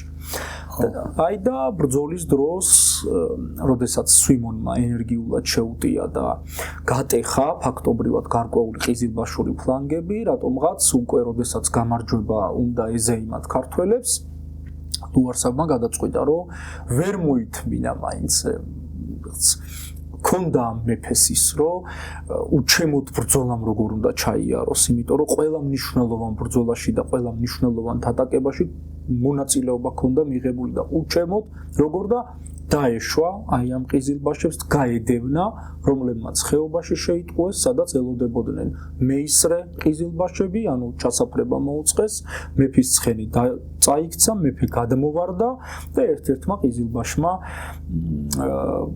სასიკვდილო ჭრილობა მიაყენა ლუარსაბ პირველს და ყველაზე საინტერესო ის არის რომ როდესაც მომაკვდავი ლუარსაბთან მისულან ეს თავადაზნაურობა და ეს მისი გარემოცვა სასწრაფოდ მოუთხოვია სვიმონი და ლუარსაბის უკანასკნელი სიტყვები იყო რომ ეხლა ამის დრო არ არის ჩემ გლოვას დაეხსენით და ქართლს მიხედეთ და აი 1556 წლიდან ფაქტობრივად მამის ტრაგიკული გარდაცვალების შემდეგ გადაიბარა ხელისუფლება უკვე სვიმონ პირველმა, რომელიც რამდენიმე წერილში მამამის მოიხსენიებს როგორც წმინდანი. თუმცა ქართულ ეკლესიას ლუარსაბ პირველი წმინდანად არ შეურაცხავს.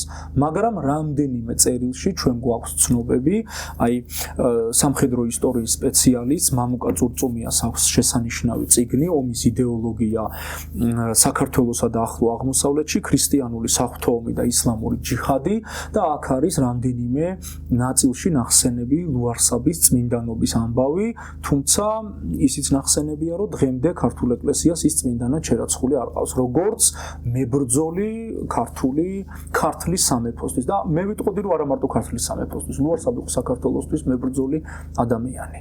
ასე რომ იმ პერიოდში, როცა კახეთი თამაშობს დიპლომატიურ როლს, იმ დროს, როცა ბაგრატი ოსმალეთთან მარცხდება, იმ დროს, როცა სამცხეს ყვარყვარე ათაბაგი, ქაიხოსრო ათაბაგი ეპატრონება ყვარყვარეს ძე, რომელიც პოლიტიკურად გაუწონასწორებელია, იმიტომ რომ, როდესაც სამცხის ათაბაგი გახდა, თურმე ოსმალები არ აძლევენ დამოუკიდებლად გადაწყვეტილების მიღების უფლებას და რა გასაკვირია რომ ეგრე იქნებოდა და იცვლის მხარს. რაღაცა პერიოდში შაჰ თამაზთან იწყებს უკვე დიპლომატიურ ურთიერთობას და განუდგება სულტანს. რაღაცა პერიოდში ისევ ბრუნდება და ფაქტი ერთია, რომ სულტანს ქაიხოსრო იქ რო იჯდეს აწყობს. ეგ არის. დიახ. აი ამ დრამატულ ეპიზოდზე დავასრულოთ ჩვენი თხრობა. ნამდვილად, რომელიც ჯერჯერობით ისევ რო გავაგრძელებთ. პატარა იმედიანად კი დაიწყება მე. კი, სვიმონის და უმორჩილებლობა, მაგრამ მისი ბედიც მამამისივით წარიმართება და ბედის ირონიით იქაც ცხენია კიდევ ეს საბედისწერო რაღაცა. თავადაზნაურობაც, ცხენიც და შეიძლება ითქვას, აი ჩვენ ტრაგიკულაზე დავამთავროთ ხარ, რომ თქვით, ერთი ნათელი წერტილი მაინც ვახსენეთ, რომ ძლიერი მამი, ძლიერი შვილი გახდა ქართლის მეფე. დედით ძლიერი იყო, თამარი ძალიან ძლიერი ადამიანი იყო, ლუარსაბი უძლიერესი იყო აი ქართლის მეფეებიდან და ერთ სიტყვი რა აი როგორც თემურლენგის პერიოდში ბაგრატ მეხუთე და გიორგი მეშვიდე უნდა ყოფილიყვნენ იმ ეპოქის მეფეები. ზუსტად ამ ეპოქას უხდებიან ეს მეფეები. გმირი მეფეების ეპოქა არის ზუსტად მე-15-მე-16 საუკუნე. აი ეს ხალხი. გეთილე მეგობრებო. მე მგონი საინტერესოდ ვისაუბრეთ. ძალიან წარმტაცი ისტორია გავიხსენეთ და მედია გესიამოვნეთ ჩვენი დისკუსიის მოსმენა. ჩვენ მომავალ კვირაში ვხვდებით ერთმანეთს. ნახვამდის.